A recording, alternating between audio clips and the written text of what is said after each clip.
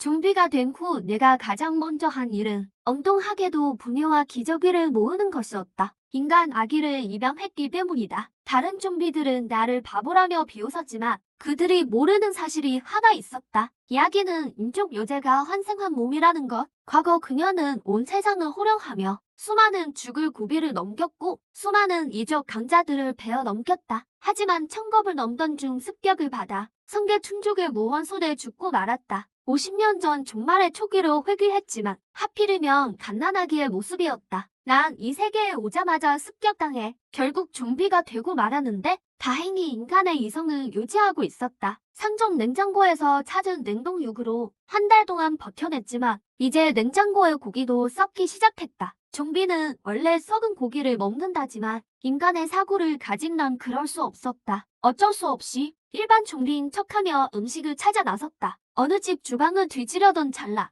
옆방에서 애기 울음소리가 들려왔다. 침실 문을 따고 들어가 보니 방 안은 아주 아늑하게 꾸며져 있어 핏자국 낭자한 거실과는 딴판이었다. 그 침대 위에는 대여섯 달 된 아기가 자지러지게 울고 있었다. 부모가 마지막 순간에 침실 문을 잠가서 아이를 보호했던 모양이다. 그 시각 윤학설은 완전히 절망에 빠져 있었다. 어렵게 다시 태어났는데 처음 본 게 부모님이 아니라 하필이면 좀비라니. 오랫동안 아무것도 먹지 못한 데다 갑작스러운 공포까지 밀려오자 윤학설은 생리적 허기와 겁에 질려 그대로 기절해버리고 말았다. 이 조그만 녀석을 보고 있자니 기분이 조금 묘했다. 고작 몇 달밖에 안 된 아기가 슬픔과 체념이 섞인 눈을 하고 있었다. 왠지 남 일 같지 않은 기분이 들었다. 우리 둘 다 영문도 모른 채 이 끔찍한 말세에 던져진 불쌍한 처지였기 때문이다. 눈앞에 나타난 이 새 생명은 마치 어둠 속 한 줄기 빛처럼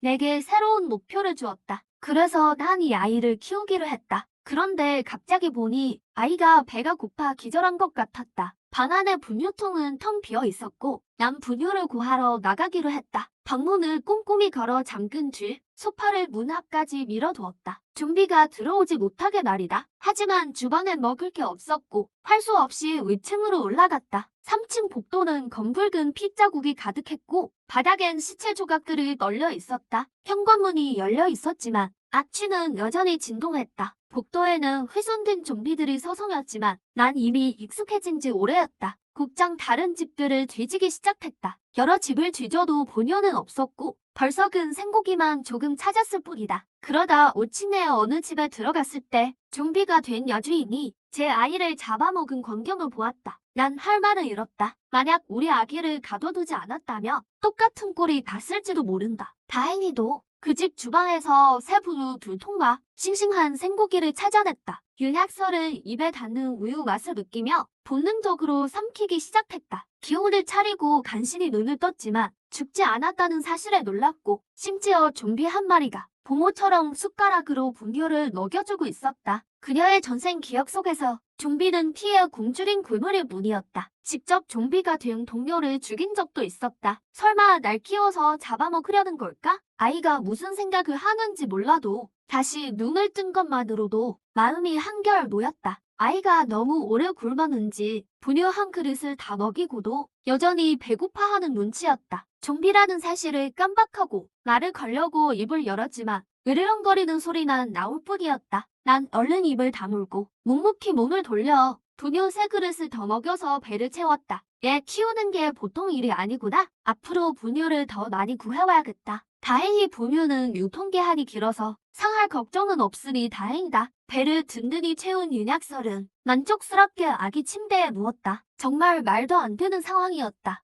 눈앞에 있는 저 좀비의 기호는 방금 변이된 게 분명한 매우 약한 1단계의 좀비였기 때문이다. 이런 급의 좀비가 지능이 있을 리 없었다. 도무지 어떻게 된 영문인지 알 수 없었다. 하지만 산전수전 다 겪은 여자답게 윤학설은 서서히 안정을 찾았다. 여전히 조금 무서웠지만 어차피 잡아먹힌다고 해도 배부른 귀신이 되는 게 낫다 싶었다. 그래서 더는 고민하지 않기로 했다. 며칠간 굶주림과 공포로 긴장했던 몸이 이제야 완전히 풀리자 윤학설은 깊은 잠에 빠져들었다. 잠든 아이의 얼굴을 보고 있자니 나도 모르게 미소가 지어졌다. 난생 처음 느껴보는 평화로움이었다. 하지만 아기를 여기 계속 두면 결국 죽게 될 것이 뻔했다. 그래서 아이를 데리고 가기로 했다. 이 낡은 7층짜리 아파트에서 지금 있는 2층은 그리 안전하지 않았다. 꼭대기인 7층이 그나마 안전할 것 같았다. 단지가 오래된 탓인지 좀비 숫자가 아주 많지는 않았지만 놈들은 몹시 굶주려 있었다. 아이를 데리고 대놓고 다닐 순 없었다. 난 수지렛대로 뒤에서 가볍게 머리를 날려 길을 막는 좀비들을 처리했다. 아이를 안전한 곳에 눕힌 뒤 내 몸을 깨끗이 씻고 깔끔한 옷으로 갈아입었다. 흉측한 상처만 아니면 나도 평범한 인간과 다를 바 없었다. 하지만 가장 다행인 건 방 안에서 웬만한 아기 용품들을 다 찾은 것이었다. 아마도 집주인 가족이 급히 도망가느라 남겨둔 모양이다. 요즘 활동량이 많아져서 그런가 좀비가 된 직후 뻣뻣했던 사지가 전보다 훨씬 부드러워진 느낌이었다. 이제 웬만한 인간 동작은 다 가능했다. 조금 의아하긴 했지만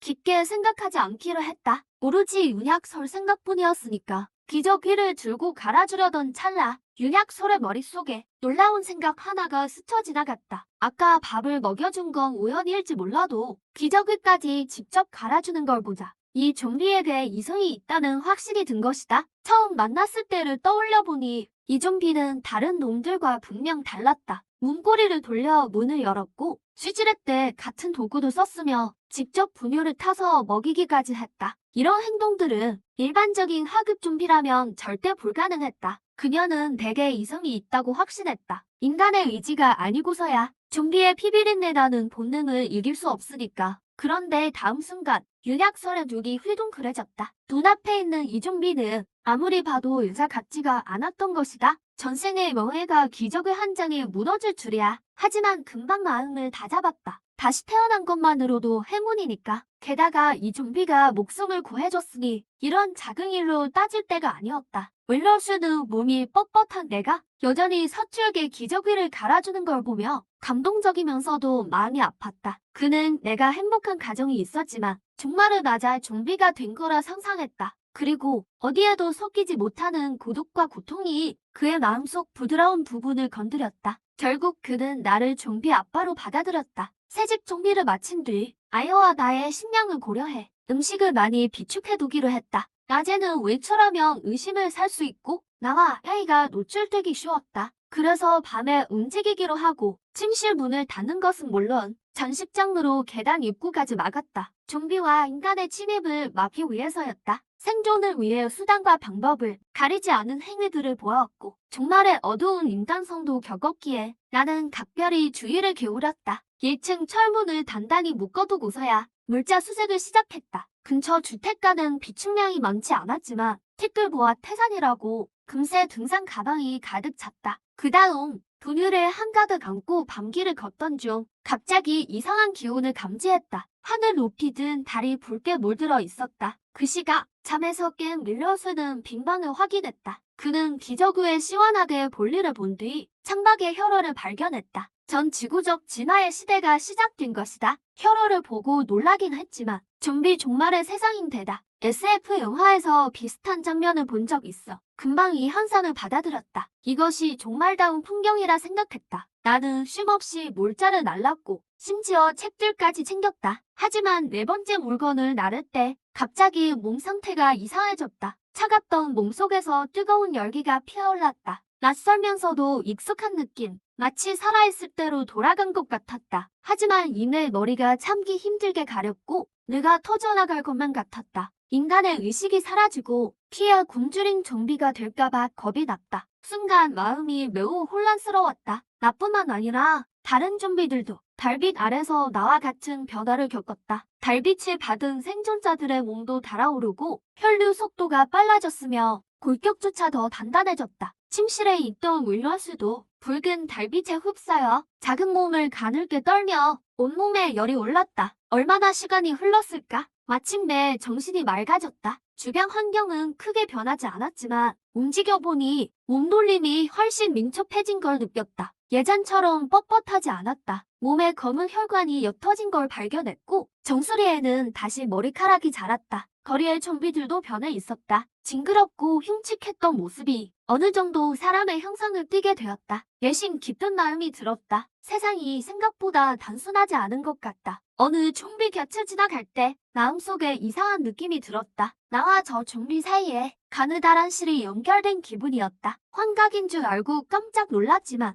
내게 특수 능력이 생겼음을 깨달았다. 그 실로 좀비에게 생각을 주입해 꾹두각시처럼 조종할 수 있었다. 정신을 집중하자 좀비와의 연결이 더 긴밀해졌고 복잡한 동작까지 시키는 데 성공했다. 이 능력을 시조라 이름 붙였다. 반복해서 확인해본 결과 동시에 최대 2마리까지만 가능했고 멀어지면 정확한 명령이 힘들었다. 이것은 나의 정신력과 관계된 듯했다. 조종하는 좀비를 수라고 불렀다. 약간의 피로감을 느꼈을 때 집에 혼자 있을 윌로스가 떠올랐다. 그래서 두 시우를 조종해 물자를 짊어지고 서둘러 집으로 향했다. 정말이지 좀비는 타고난 일꾼이었다. 먹지도 쉬지도 않고 월급도 안 받으니 같은 시간 캐롤의 세례를 거친 뒤 윌로스도 깊은 잠에서 깨어났다. 수많은 정보가 머릿속에 들어오자 그의 눈이 흥분으로 가득 찼다. 전생의 각성한 재능과는 달랐다. 이번엔 영역 조절 능력까지 각성했다. 생각만으로 물체를 조종할 수 있었다. 가장 놀라운 사실은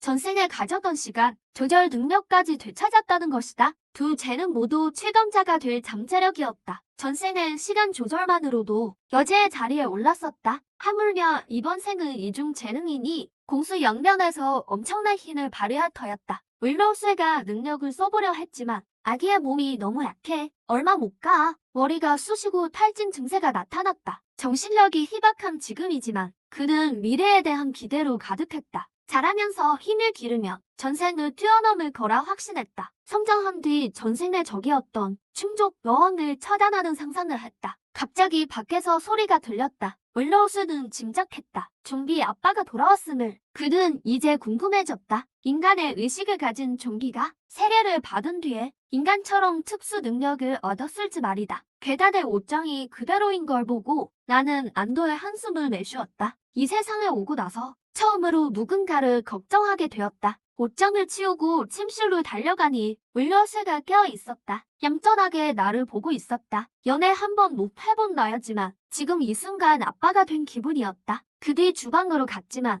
단수와 단전 때문에 생수와 아이의 분유를 타야 했다. 내가 분유를 젓는 동안 윌러스도 좀비 아빠를 살폈다. 미세한 변화가 생겼음을 알아챘다. 이제 제법 사람의 모습이 보였다. 이는 그가 기억하는 좀비 진화와 달랐다. 전생의 좀비는 여러 진화 유형이 있었다. 탱크형은 덩치가 매우 커지고 방어력이 뛰어나 전장의 주력 전차 같았다. 생존자들에겐 악몽 같은 존재였다. 특수 좀비인 나의 진화에 그는 큰 기대를 걸고 있었다. 말세에서 강한 실력은 생존의 핵심이기 때문이다. 하지만 변화가 뚜렷하지 않자 그는 실망을 금치 못했고 윌로스는 다짐했다.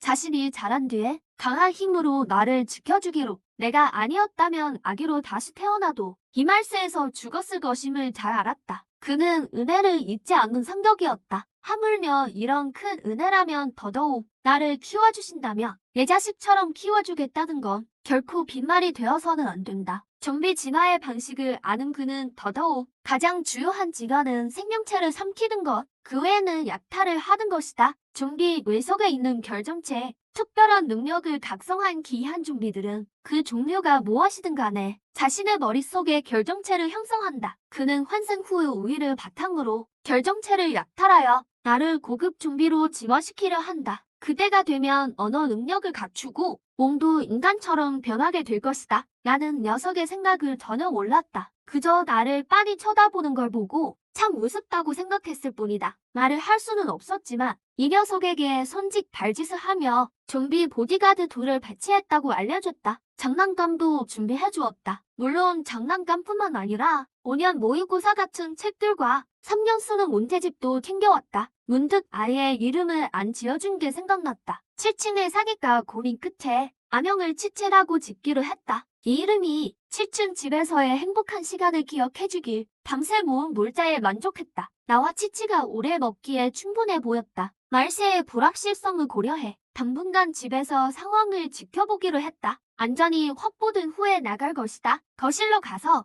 50cm 전후 되는 강철 정글돌을 집어들었다. 이 집의 원래 주인은 대체 무슨 일을 하던 사람이었을까? 이렇게나 길고 날카로운 칼을 가지고 있다니 검수를 배운 적은 없지만 좀비의 강력한 신체 능력을 바탕으로 거침없이 칼을 휘두를 수 있었다. 무협 소설과 영화의 초식을 떠올리며 거실에서 연습을 했다. 지금의 나는 칼을 다루는 게 가뿐하다. 일당백도 가능할 것 같았다. 내가 칼춤을 연습하는 동안 온약설은 잠시 휴식을 취한 뒤 자신의 천부적인 능력을 연마하기 시작했다. 새로 각성한 영역 제어를 위해 탁자 윙침에 영역을 집중했다. 아직 조종 속도는 느렸지만 윙침은 공중을 미끄러지듯 움직였다. 그렇게 시간이 흘러 이틀이라는 시간이 지났다. 두 사람 모두 알찬 시간을 보냈다. 치치에게 우유를 먹이고 났을 때 밖에서 무슨 소리가 들렸다. 베란다 창문을 통해 거리 위를 보니 좀비 두 마리가 먹이 다툼도 없이 서로를 찢어밟으며 싸우고 있었다. 이 이상한 행동은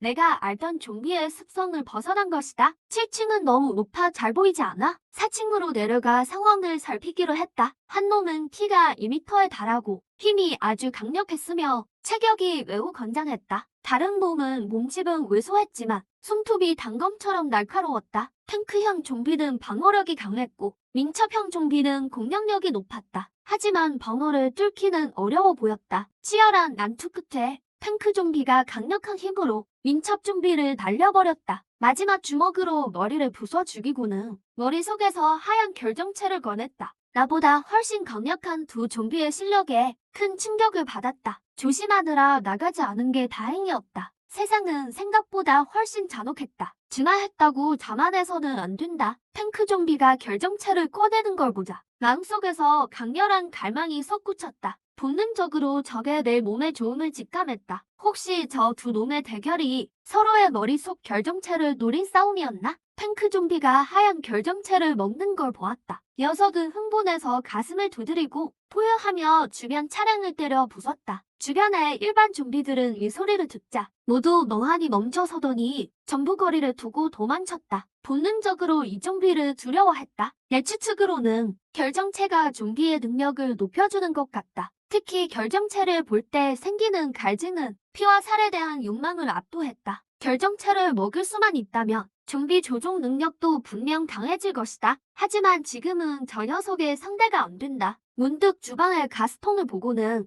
머리를 써서 잡을 방법을 떠올렸다. 동시에 온약설도 밖에 소동을 들었다. 아래 상황을 볼 수는 없었지만 환생의 경험으로 짐작컨대 전 세계가 진화의 절정에 접어든 것이다. 좀비와 맹수들이 진화를 위해 싸우고 생존자들은 결정체를 사냥하기 시작했다. 나중엔 수련법까지 연구될 것이다. 인류의 여제였던 온약설에게 전생에 수련했던 것은 가장 최상급인 유리호흡법이었다. 온약설은 잘 알고 있었다. 좀비 아빠가 하급 좀비라는 사실을 말세에 살아남기는 힘들 것이다. 어서 실력을 키워 둘을 지켜야 한다. 지금은 비록 아기일지라도 유리호흡법은 수련할 수 있다. 공기 중에 퍼진 에너지 임자를 이용해 수련을 시작했다. 공법을 가동하자 몸이 떨리기 시작했고 에너지가 서서히 몸속으로 들어왔다. 온약설은 환생한 것이 다행이라 여겼다. 말세 초기 단계부터 유리호흡법으로 수련할 수 있게 됐으니까 나는 에너지가 체내로 유입되자 뼈는 더 단단해졌고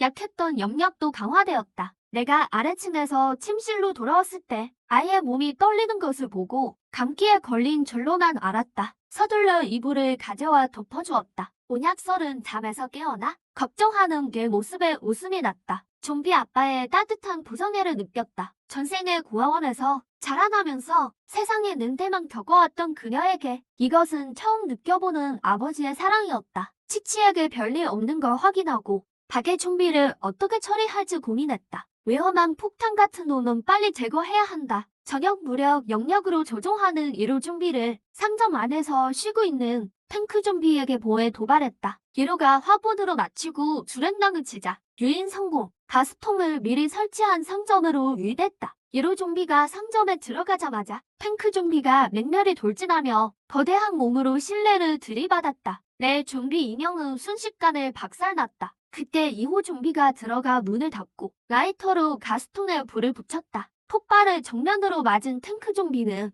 불바다 속에서 처절한 비명을 질렀다. 가까스로 가게 밖으로 기어나왔을 때 녀석은 입구에 그대로 쓰러졌다. 가스통이 폭발한 직후 나는 재빨리 좀비 조종 의식을 거두어들였다. 숲동리가 된 좀비가 쓰러진 걸 보고 10여 분을 더 기다린 뒤에야 죽은 걸 확인하고 조심스레 다가갔다. 가까이 가보니 좀비는 형체도 없었고 몸이 완전히 파괴되어 있었다. 정글도를 휘둘렀다. 온 힘을 다해 좀비의 뒤통수를 깼다. 붉은 빛이 도는 하얀 결정체를 발견했다. 이 결정체가 나를 유혹하는 강도는 전에 본 순백색 결정체보다 훨씬 강했다. 관찰한 바에 따르면 순백색 결정체는 좀비가 진화하는 과정에서 다른 좀비들을 삼키며 생겨난 것이다. 이 붉은 결정체는 분명 한 단계 더 높다. 불빛을 보고 좀비들이 몰려오기 시작해. 나는 결정체를 챙기고 사지가 온전한 좀비 둘을 골랐다. 결정체를 챙긴 뒤 사지가 멀쩡한 좀비 둘을 골라 새로운 시체 인형으로 삼았다. 아파트로 돌아온 뒤 새 인형들에게 입구를 지키게 하고 나는 3층으로 올라갔다. 안전을 확인한 후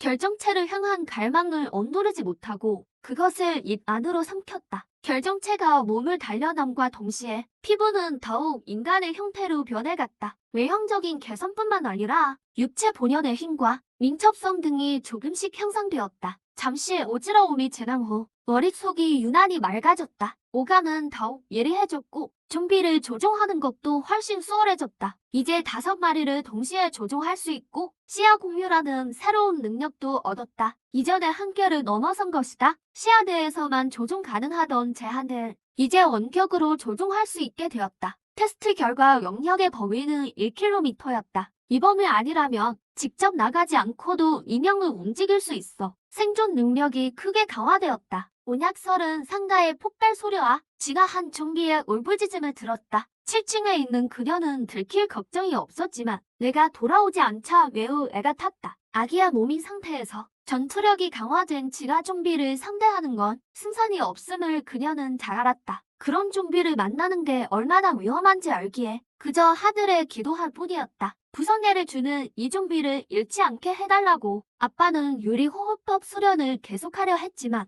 불안한 마음 때문에 집중할 수가 없었다. 바로 그때 밖에서 문을 여는 소리가 들렸다. 온약설은 그제야 안도의 한숨을 내쉬었고 얼굴에는 미소가 번졌다. 결국 자물쇠를 열 수 있는 것 좀비 아빠뿐이었으니까 문을 열고 자물쇠를 열 수 있는 것 문을 여는 것뿐. 돌아와 웃고 있는 온약설을 보니 마음이 따뜻해졌다. 강해진 힘으로 그녀를 더 잘 지키겠노라 다짐하며 즐겁게 주방으로 가 분유를 탔다. 그녀가 맛있게 우유를 마시는 모습에 나의 썩어가는 이 몸조차 강력한 생명력을 뿜어내는 듯했다. 실력이 향상된 후 이틀 동안 영역으로 인형을 조종해 물자를 모았다. 아래층 몇 곳을 창고로 삼아 아기 용품과 식품을 수집했고 좀비에 맞설 도구들도 많이 찾아냈다. 며칠 동안 비록 매일 비슷한 일상이 반복되었지만 속으로는 매우 보람을 느꼈다. 자신의 실력이 계속해서 강해지는 걸 확실히 느낄 수 있었기 때문이다. 온약설은 매일 우유를 마시는 것 외에 유리호흡법 수련에 매진했다. 그녀는 거실에서 들리는 미세한 소리에 며칠 전의 이상 현상을 떠올리며 내가 이미 마주쳤을 거라 짐작했다. 특수 능력을 가진 초월적 좀비를 말이다. 진화한 좀비의 강대함을 잘 아는 그녀는 그 외압감과 전투력이 일반 좀비를 압도함을 안다. 게다가 변해버린 이 세계에서 일반 좀비는 최하층의 지위에 처해 있다. 생존한 인간과 동족 좀비들, 그리고 변이 된 흉수들에게 위협받는 처지다. 그녀는 나에게 감동했다. 어려운 상황에서도 자신을 포기하지 않음에 말세에 사라져가는 인간성을 생각하면 이 좀비 아빠가 지닌 인간성의 권체는 너무나도 귀한 것이었다. 며칠간의 수련 끝에 그의 영역 강도는 대폭 향상되었다. 응침을 아주 빠른 속도로 날릴 수 있게 됐고 시간 조절 능력까지 더해지니 소리 없이 사람을 죽일 자신감이 생겼다. 시간 조절 능력으로 소리 없이 적을 처치할 수 있게 됐다. 하지만 그는 여기서 만족하지 않았다. 말세에서 살아남기 위해서는 더욱 강해져야만 했다. 그와 동시에 인형들을 시켜 주변 건물을 탐색하던 중 어떤 집의 주인이 격투기 애호가였음을 발견했다. 그 덕에 많은 격투기 교본이 남아 있었고 그 안에는 다양한 근접 격투 기술이 있었다. 나의 신체 능력은 이미 좀비 진화로 인해 일반인을 훨씬 능가하고 있었다. 이제 몸이 더 이상 뻣뻣하지 않아 훨씬 수월하게 배울 수 있었고 복잡한 격투 동작도 구사할 수 있었다. 좀비의 공격이 원래 거칠고 단순하지만 인간이 2배를 써서 정리해내. 현대 격투 기술은 훨씬 과학적이고 효율적이다. 진화 방향이 육체 근접전은 아니었지만 나는 믿었다. 과학적인 격투 기술이 신체 능력의 격차를 메워줄 것이라고, 물려도 상관없는 좀비의 특성을 이용해 무기를 가장 효율적으로 쓸 수 있었다. 격투 요령을 익히고 훈련한 뒤 시체 인형들을 6층 거실로 데려갔다. 영역 조종을 해제하자 그들은 곧바로 나의 스파링 상대가 되었다. 무술을 할 줄 아는 좀비라면 아무도 막을 수 없을 것이다. 하지만 실전 연습을 해보니 알게 되었다. 단순한 이론 공부와 독학만으로는 실제 전투 상황에 대처하기 부족하다는 것을. 오직 실전만이 거리 감각을 익히고 상대의 반응을 판단하는 능력의 핵심이다. 반복된 훈련 끝에 격투면에서 눈부신 발전을 이루었다. 일반 좀비의 정면 공격 정도는 이제 가뿐하게 상대할 수 있었다. 격투 초보에서 어느덧 기량을 갖춘 격투가로 거듭났다. 또한 여러 일을 동시에 할 수 있게 되어 격투를 연습하면서 동시에 게다가 멀티태스킹도 가능해졌음을 깨달았다. 격투 연습을 하는 동시에 좀비 인형을 조종해 물자를 수색하고 시야 공유로 주변 상황을 살폈다. 바로 그때 햇살 아파트 1동 3층에서 좀비 2마리가 물자를 뒤지는 것을 발견했다. 그때 붉은 형체가 갑자기 나타났다. 그 속도는 실로 공포스러웠다. 바닥에 남은 흔적이 아니었다면 헛것을 봤다고 생각했을 정도였다. 좀비 인형으로 붉은 형체를 추적했고 몇 분 후 마침내 그 좀비를 확인했다. 그 모습은 극도로 기괴하고 끔찍했다. 피부가 벗겨져 있을 뿐만 아니라 치아와 혀도 비정상적으로 변해 있었다. 손과 발은 이미 맨수의 발톱이 되어 직립보행 능력을 잃고 네 발로 기어 다닐 수밖에 없었다. 하지만 그는 타이 추종을 불허하는 속도와 강력한 폭발력을 지니고 있어 벽과 천장을 자유자재로 타고 다녔다. 이 붉은 좀비를 마주하자 내 좀비 인형들은 공포를 느꼈다. 이 좀비는 속도가 워낙 빨라 내가 조종하던 인형 둘을 순식간에 해치웠다. 이게 도대체 무슨 괴물이지? 시야가 본체로 돌아온 후에도 나는 여전히 가슴이 두근거렸다. 시간이 흐르면서 상상을 초월하는 능력을 갖춘 좀비들이 진화했다. 내 현재 실력으로는 대적하기 역부족이었다. 인형 5마리가 동시에 덤벼도 순식간에 전멸할 수도 있었다. 지금 내가 바랄 수 있는 건 그 붉은 좀비가 내가 있는 오동으로 오지 않은 것뿐이다. 시간을 낭비할 수 없었다. 매일 좀비들과 격투 연습을 하며 실력을 키워나갔다. 일주일 후 6층 거실에서 덩치 큰 좀비 3마리의 협공을 받으며 좁은 공간에서도 유연하게 대처했고 정확한 타이밍을 노려 독특한 기술로 좀비들을 빠르게 제압했다. 격투술을 연습하는 한편 좀비 인형들이 물자를 찾으면서 진화한 좀비들의 움직임을 살피게 했다. 붉은 좀비처럼 상대하기 힘든 괴물은 실력이 충분하기 전엔 도발하면 안 된다. 대신 이전에 마주쳤던 덩치 큰 봄이나 민첩한 좀비들은 상대하기가 비교적 수월했다. 며칠간 조사한 결과 나는 이미 알아냈다. 그런 에너지 핵은 대부분 진화한 좀비의 머리에서만 생긴다. 같은 시각 7층 침실에서는 아기 몽약설이 음반을 하나 움직이는 것도 힘들어했으나 이제는 아기 몸을 1-2cm 정도 공중에 띄울 수 있었다. 인간에게 있어서 허공을 나는 것은 모두의 꿈일 것이다. 몽약설은 아직 그 정도는 아니지만 끊임없는 수련을 거듭한 결과 최소한의 자구책은 갖추게 되었다. 그는 모르고 있었다. 만약 대형 생존자 캠프에서 이를 알았다면 그를 영입하려 벌떼처럼 몰려들었을 것이다. 아기가 몸을 공중에 띄우다니 이건 정말 놀라운 성취였다. 6층 격투 훈련을 마친 후 인형을 시켜 처리된 좀비들을 정리했다. 치치에게 우유를 주러 올라가려는데 수색 중이던 인형이 새로운 소식을 보냈다. 멀지 않은 곳에서 몸집은 왜소하지만 속도가 월등히 빠른 민첩형 좀비가 깡마른 인간 생존자를 쫓고 있었다. 그 생존자는 식량이 떨어져 어쩔 수 없이 밖으로 나왔다가 내가 찾아 헤매던 진화 좀비와 마주쳤다. 민첩 좀비는 속도가 엄청나게 빨랐다. 발톱으로 차 문을 찍으며 완벽하게 드리프트해 순식간에 따라잡더니 생존자를 덮쳐 살해했다. 나는 이 장면을 보고 기회가 왔음을 직감했다. 에너지 폭발을 경험한 이후 나는 강해지기를 간절히 원했다. 즉시 좀비 인형들을 보내 그 민첩형 좀비를 감시하게 했다. 우선 한 마리로 동태를 살피게 하고 도끼를 든 인형 4마리를 추가로 보냈다. 5마리의 인형이 모이자 일반 좀비인 척 위장하게 한 뒤 적당한 간격을 두고 반포의 진영을 갖추어 서서히 다가갔다. 인간의 살점을 먹던 민첩 좀비에게 그렇게 치밀하게 배치한 건 놈의 속도 때문이었다. 섣불리 움직였다가는 인형들이 몰살당할 수도 있었다. 거리가 10m까지 좁혀졌을 때 5인형을 조종해 기습 공격을 가했다. 민첩 좀비는 빠른 속도를 이용해 대부분의 공격을 피해냈지만 나의 반포위 전략 때문에 오른팔과 등 쪽에 부상을 입었다. 하지만 도끼가 늑골에 끼어버린 인형 하나가 분노한 민첩 좀비에게 머리를 뜯겼다. 나는 다시 두 인형으로 정면 공격을 유도해 좀비의 시선을 끌었고 다른 두 인형이 틈을 노려 공격했다. 민첩 좀비가 정면의 공격은 쳐냈지만 허리를 노린 흑매기는 피하지 못했다. 커다란 살점이 잘려나갔고 상처 입은 좀비가 폭발적인 속도로 또 다른 인형의 머리를 부쉈다. 그러나 남은 3마리가 즉시 덮쳤고 민첩 좀비는 결국 쏟아지는 도끼 세례를 피하지 못하고 최후를 맞이했다. 민첩형 좀비를 처치하는 데 성공한 뒤 남은 인형들을 시켜 핵을 파냈다. 그 후 나는 핵을 챙겨서 신속하게 아파트로 돌아왔다. 아파트에 도착한 뒤 인형들에게 입구를 지키게 하고 핵을 들고 6층으로 올라갔다. 이 핵은 이전에 흡수한 것과 마찬가지로 붉은 빛이 감도는 하얀 결정체였다.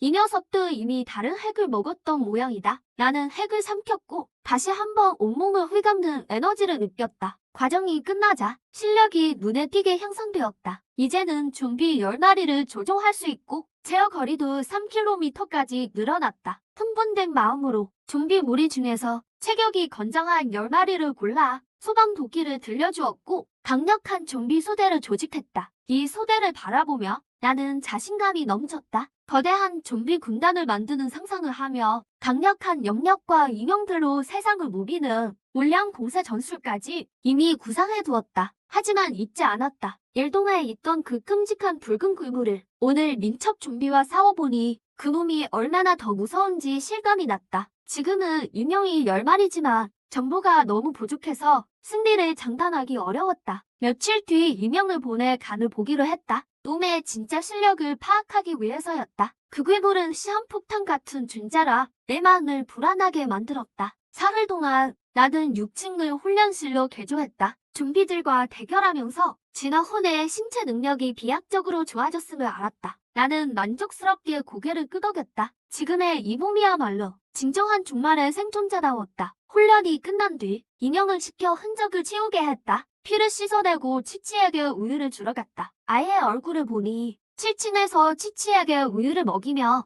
녀석의 천진난만한 미소를 보았고 나도 모르게 미소가 지어졌다. 녀석의 식성도 점점 좋아지고 있었다. 우유를 먹인 뒤 장난감으로 치치를 달래주었다. 윌로스, 좀비 아빠가 서툰 솜씨로 자기를 달래는 것을 보고 잠시 어이가 없었다. 겉모습은 아기에 불과하지만 내면은 성숙하고 냉정하며 단호한 결단력의 여자였기에 하지만 이것도 좀비 아빠의 호의니 그저 웃어줄 수밖에. 그런데 내 미소를 보더니 그는 더욱 열정적으로 변했다. 윌러스는 눈꺼풀이 파르르 떨렸다. 그냥 영역 수행이라 생각하자. 아이와 놀아준 뒤 이로동 괴물의 실력을 떠보기로 했다. 일반 좀비 무리 중에서 건장한 체격의 좀비 식구를 골라 소방 도끼를 들려주니 기세가 아주 강해 보였다. 하지만 아직 부족했다. 길모퉁이 가게 헬멧이 생각나 가게 문을 부수고 들어가 좀비 인형들에게 하나씩 풀페이스 헬멧을 씌워주었다. 좀비의 머리는 치명적인 약점이라 몸이 찢겨도 머리만 멀쩡하다면 반격하며 도끼를 휘두를 수 있다. 준비를 마친 후 이 좀비 부대를 원격 조종해 위풍당당하게 이루동으로 향했다. 내 영역 범위는 3km이고 근접전이 불리함을 알기에 5호동에서 안전하게 지휘했다. 좀비 부대는 1층부터 방과 구석을 신중히 수색했다. 특히 천장을 주의했다. 벽을 타는 괴물의 습격에 대비해 순식간에 4층까지 수색했지만 괴물의 습격은 없었고 순식간에 4층까지 수색했지만 그 괴물의 흔적조차 없었다. 하지만 그들은 몰랐다. 괴물이 5층 사각지대에 숨어 있음을. 좀비들이 올라오는 도중에 괴물이 갑자기 공격을 시작했다. 문 근처의 좀비를 날려버렸다. 다행히 헬멧 덕에 살았다. 나는 즉시 반격에 나섰다. 소방 도끼를 휘두르며 윌러스가 이곳에 있었다면 단번에 알아봤을 것이다. 눈앞에 있는 이 좀비가 진화한 리커 좀비라는 것을. 그녀의 전생 기억 속에서 이 좀비는 종말 초기에 인류에게 큰 피해를 주었다. 격분한 리커는 날카로운 발톱을 휘둘러 좀비 몇 구를 쳐냈다. 하지만 내 통제하에 좀비들은 부상을 무시하고 괴물의 발톱을 꽉 붙잡았다. 그 틈에 다른 도끼들이 찍혔다. 리커는 포위망에 갇혔다. 간신히 튀어나갔지만 연속으로 도끼에 맞았다. 한 곳만 집중 공격하게 조종했고 결국 내 통제에 따라 리커의 팔 하나를 잘라냈다. 부상당한 리커는 천장으로 튀었고 나는 도끼를 던지게 했다. 하지만 리커는 너무 빨랐고 하급 좀비들의 힘과 정확도는 급격히 떨어지고 말았다. 리커는 유리창을 깨고 외벽으로 도망쳐 순식간에 사라졌다. 상대를 저평가했음을 자책했다. 준비를 철저히 했음에도 결국 묵히고 말았다. 이 리커 좀비는 매우 빠르고 외벽을 평지처럼 달릴 수 있다. 이번 탈출로 보복할지도 모른다. 슈퍼핏에게 헬벳을 씌워 피해를 줄인 게 다행이다. 하지만 지금 가장 걱정되는 건 저 핏빛 괴물이다. 만약 어느 날 몰래 5호동까지 오면 큰일이다. 녀석이 우리 꼬맹이를 발견하기라도 하면 외벽을 타고 올라올 텐데 도저히 막을 길이 없다. 나는 재빨리 감정을 추스르고 방어 계획을 세웠다. 건장한 슈퍼핏 3구를 배치해 5호동 전체를 무장순찰하게 했다. 이렇게 하면 괴물이 몰래 잠입하더라도 제대 알아차릴 수 있을 것이다. 동시에 다른 슈퍼핏들을 보내 다른 진화형 좀비들을 찾게 했다. 원래 결정체 2개를 삼켜 실력을 키운 것에 무척 흥분해 있었지만 저 핏빛 괴물을 보니 깨닫게 되었다. 나는 아직 하찮은 중재일 뿐이라는 걸. 이때 윤약설은 7층 침실에서 인형 2개를 조종하며 공중에서 계속 날아다니게 하고 있었다. 한 시대의 여제로서 본래 이런 장난감을 좋아하지 않지만 내 호의를 무시하고 싶지 않았고 나중에 깨닫고 보니 인형으로 영역을 연습하는 것도 꽤 괜찮았다. 그때 내가 돌아온 걸 감지하자 윤학설은 얼른 인형을 품에 안았다. 들어와서 즐겁게 노는 모습을 보니 기분이 한순간에 치유되었다. 꼬맹아, 이 세상은 너무 어둡고 망가졌구나. 내가 자란 뒤에 이 세상에 실망하지 않길 바란다. 너는 분명 지금처럼 아무 걱정 없이 잘할 수 있을 거야. 우리 둘 다 이 말세 속에서 계속 살아갈 수 있기를. 나는 침실 창문을 보고 즉시 엄숙해졌다. 가서 나무 판자와 못을 가져와 창문을 봉쇄했다. 윤약설은 외아한 눈빛으로 자신의 좀비 아빠를 보았다. 외아해하며 자신의 좀비 아빠를 바라보았다. 며칠 동안 밖에도 잘 안 나가더니 이제는 창문까지 다 막아버리다니 설마 이 좀비 아빠가 진화 좀비의 강력함을 느끼고 겁이 나서 바깥 세상의 혼란을 피하려는 건가? 생각해봐도 이유가 가장 합리적이었다. 이 좀비 아빠는 정말 겁쟁이인가 보다. 하지만 그녀는 한 가지를 간과했다. 내가 사실은 그녀를 보호하기 위해 이 모든 일을 하고 있다는 사실을. 게다가 붉은 달이 뜬 이후 인류 중에서도 꽤 많은 진화자가 탄생했다. 처음에 일반 좀비를 보고 허둥지둥 도망쳤지만 후반에 접어들면서 평범한 인간일지라도 이런 저급 좀비들은 쉽게 사냥할 수 있게 되었다. 나는 여전히 계속해서 옷을 받고 있었다. 한참이 지난 후에야 겨우 창문 작업을 마무리했다. 방어용으로 창문에 빛과 바람이 통할 구멍은 남겨두었다. 방어력을 보장하면서도 윤약설이 답답한 환경에서 살지 않게 했다. 또한 내가 대처할 수 있는 핏빛 괴물에 대한 반응 시간을 벌기 위해서였다. 그 후 3일 동안 핏빛 괴물은 나타나지 않았지만 여전히 5호동의 슈퍼핏을 순찰시켰다. 방심할 수 없었기 때문이다. 갑자기 머릿속에서 정신파동이 느껴졌다. 슈퍼핏 항구가 두 블록 밖 구멍가게에서 물자를 찾던 중 살아남은 인간들과 마주친 것이다. 생존자들은 처음에 일반 좀비인 줄 알았지만 슈퍼핏이 고개를 돌려 확인하자 공포에 질렸다. 그중 철주라는 이름의 건장한 남자가 슈파이프를 들고 슈퍼핏에게 돌진했다. 나는 슈퍼핏을 조종해 소방도끼로 맞섰다. 한 합을 겨루자마자 나는 깜짝 놀랐다. 내가 선택한 슈퍼핏들은 모두 체격이 꽤 건장한 것들이었고 좀비 자체의 힘에 깜짝 놀랐다.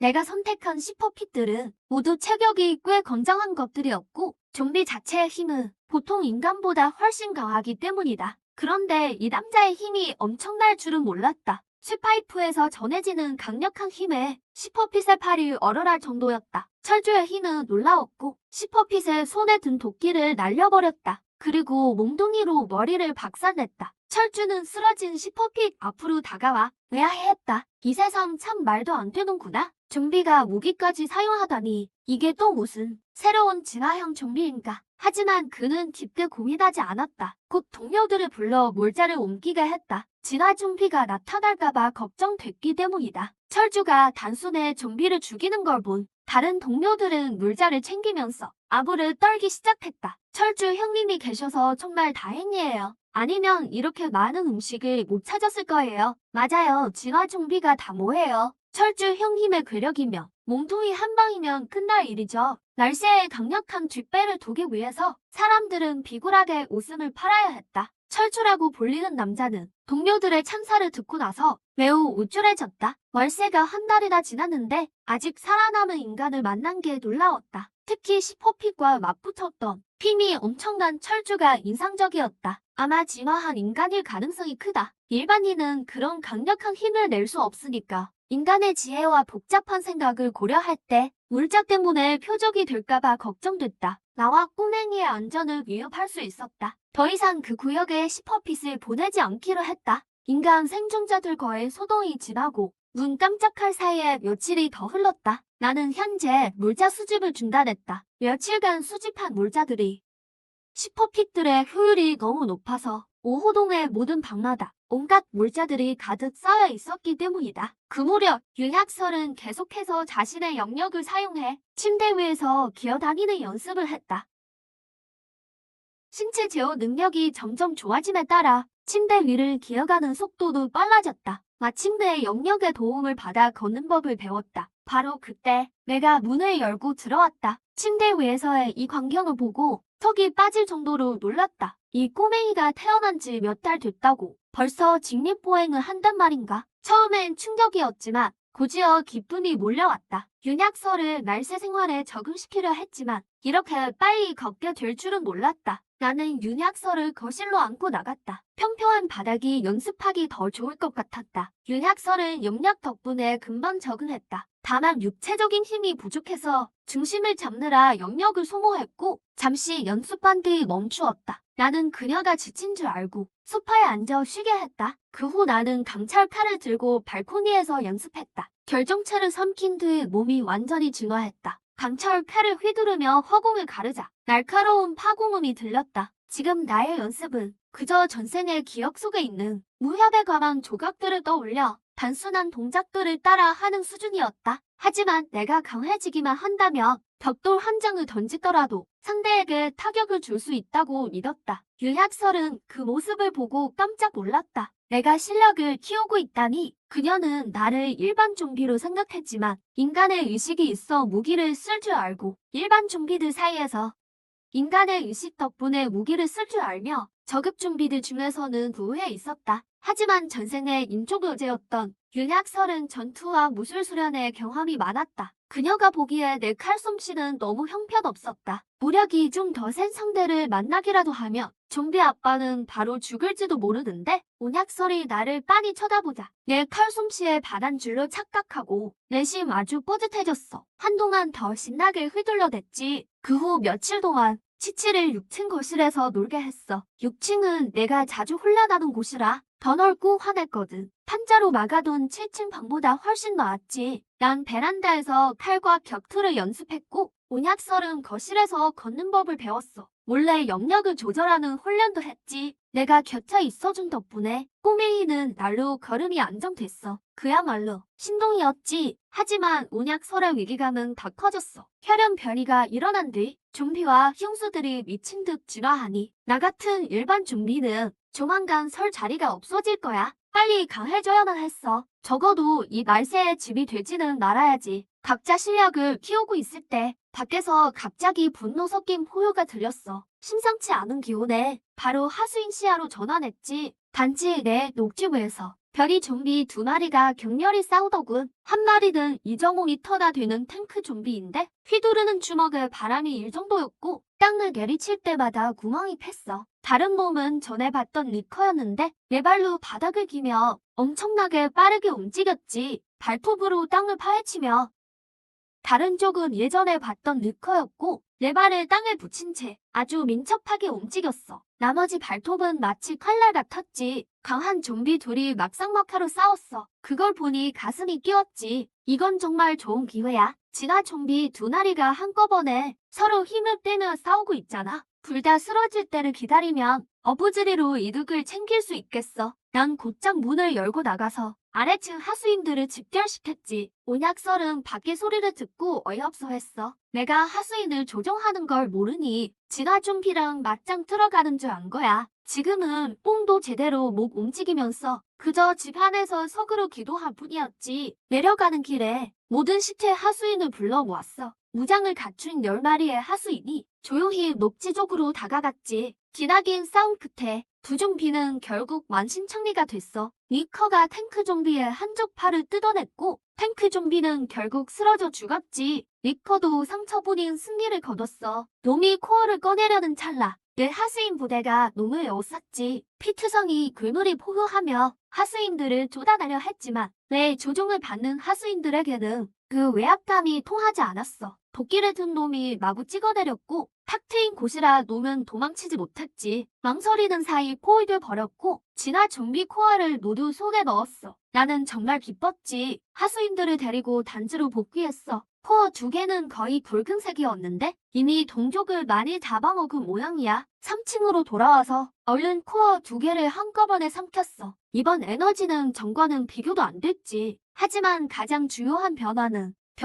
바로 영역이다. 공포스러운 정신력이 뇌리로 쏟아져 들어왔다. 내가 견딜 수 있는 한계를 직접적으로 넘어섰다. 오래 버티지 못하고 정신을 잃고 말았다. 7층의 유약설은 안달이 다 소파에서 뒹굴었다. 이렇게 오랫동안 기척이 없다니 그는 완전히 희망을 버렸다. 내가 진화 좀비의 손에 죽었다고 생각했다. 불쌍한 좀비. 아빠, 왜 조금만 더 나를 기다려주지 못한 거야? 슬퍼하고 있던 그때 문 잠금장치 소리가 났다. 윤약설이 고개를 번쩍 들었다. 얼굴에 순식간에 미소가 번졌다. 그녀는 소파에서 뛰어내렸다. 비틀거리며 나를 향해 달려왔다. 아빠, 나는 온몸에 벼락을 맞은 듯했다. 그 자리에 얼어붙었다. 우리 칠칠이가 아빠라고 부르다니. 2번의 삶을 살면서 여자친구 한 번 사귀어 본 적 없는데 갑자기 아빠가 되니 기묘한 기분은 나를 어찌할 바 모르게 설레게 했다. 윤약설 자신도 멍해졌다. 너무 흥분한 나머지 마음속 말이 조절되지 않고 입 밖으로 튀어나왔다. 하지만 그녀는 곧 의연해졌다. 어쨌든 전생에 영혼이 있으니 말하는 것 자체가 문제는 아니었다. 단지 환생 후 발성 연습을 안 했을 뿐이다. 나는 전혀 그런 생각까지 못했다. 그저 칠칠이가 절세의 신동이라 생각했다. 가르쳐주지 않아도 깨우치다니, 벌써 말을 할 수 있다니. 나는 흥분해서 낮게 2번 포효했다. 기쁨을 표현한 것이다. 아쉽게도 말은 나오지 않았다. 이번 진화를 마친 후 내가 조종할 수 있는 시체 인형이 39로 늘었다.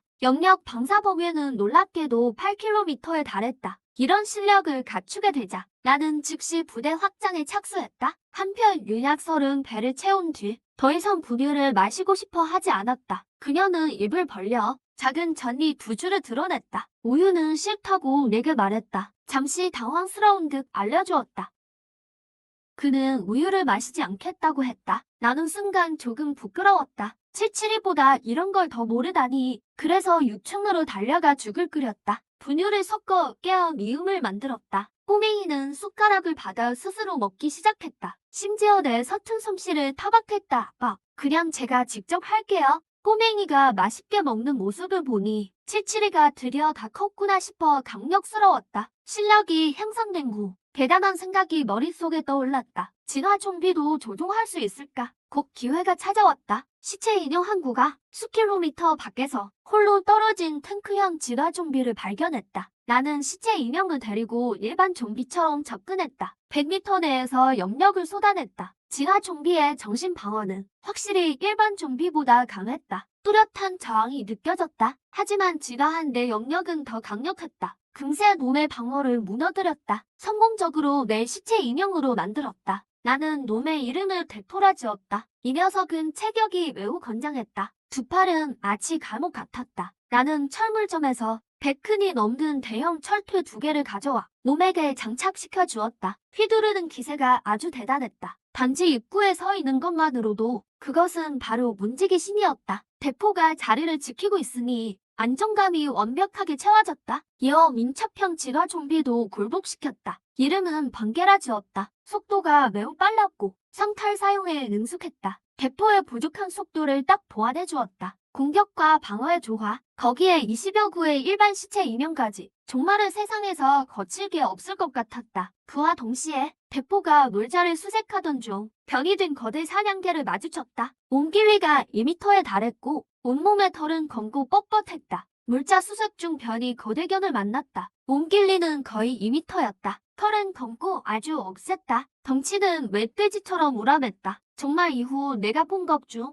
처음으로 본 변이 된 다른 생물이었다. 나는 대포를 조종해 맞서 싸웠다. 대포는 철퇴로 거대견이 앞발을 부쉈다. 이어 확인 사살로 머리를 박살냈다. 거대견이 머리에서 하얀 결정체를 꺼냈다. 역시 변이 흉수에게도 결정체가 있었다. 나는 거대견이 사체를 단지로 메고 왔다. 고기 일부를 먹어 허기를 달랬고 남은 것은 대포에게 주었다. 신선한 혈육 덕분에 대포는 몸의 상처가 눈에 띄게 회복되었다. 변이견을 집어삼키고 새로 만난 탱크형 좀비의 결정체까지 흡수하자 내 정신력은 다시 한번 상승했다. 하지만 윤학설은 이를 알 리 없었다. 내가 외출한 틈을 타 윤학설은 몰래 내려와 탐색을 했다. 그 결과 3층부터 6층까지 건물 전체가 온갖 물자로 가득 차 있는 걸 발견했다. 분유는 산더미처럼 쌓여 있었고 생수는 천장까지 닿아 있었다. 수많은 유효용품과 음식들도 있었다. 세상에 좀비 아빠가 대체 얼마나 모은 거야. 그녀는 경악하는 동시에 자신의 판단을 더욱 확신했다. 일반 좀비 한 구의 힘으로는 절대 이렇게 많은 물자를 옮길 수 없다. 그녀는 땅을 파는 능력이라 추측했다. 지하로 이동해 빠르게 운반했을 것이라고. 그녀가 1층 베란다에 왔을 때 대포가 쌍철퇴를 들고 문을 지키는 걸 보았다. 그녀는 더욱 단정지었다. 아빠는 분명 땅을 파서 출입하는 거야. 사실 대포는 내가 조종하는 인형일 뿐이다. 하지만 윤학설은 몰랐기에 그녀는 남몰래 결심했다. 실력이 충분해지면 먼저 이 덩치 큰 녀석을 처치해서 아빠를 위해 장애물을 제거하겠다고. 그녀는 부동산 계약서도 찾아냈다. 자신의 위치를 알게 되었고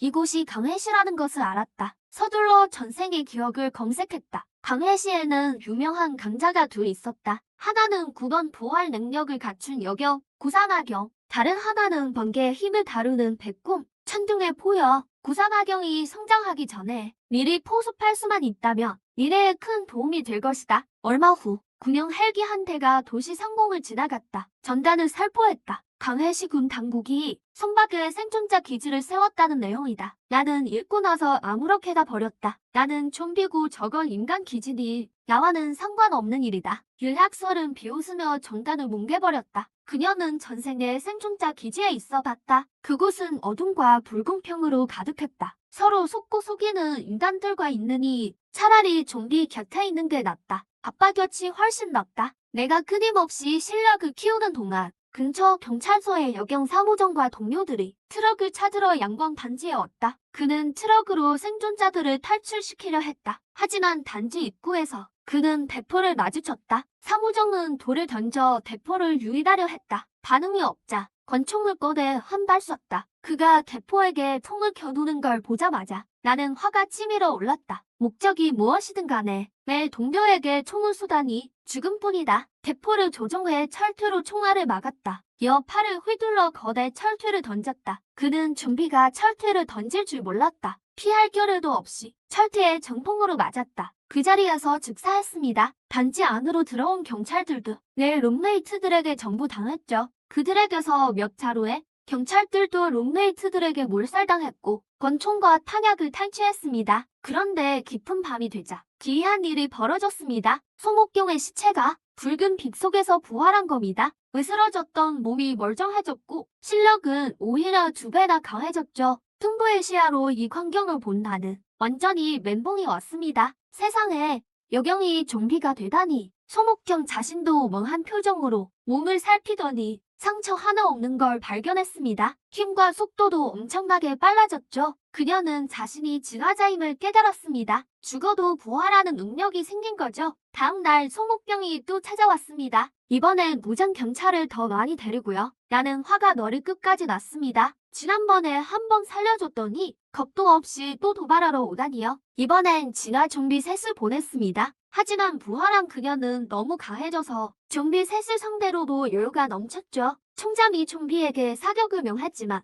그녀는 총알조차 대부분 피했습니다. 결국 기회를 노려 다시 사살했고 이번엔 형체도 어깨 지식혀버렸습니다. 확실히 끝내기 위해서였죠. 그런데 그날 밤 그녀는 또다시 살아났습니다. 실력은 또다시 2배가 되었죠. 말도 안 돼.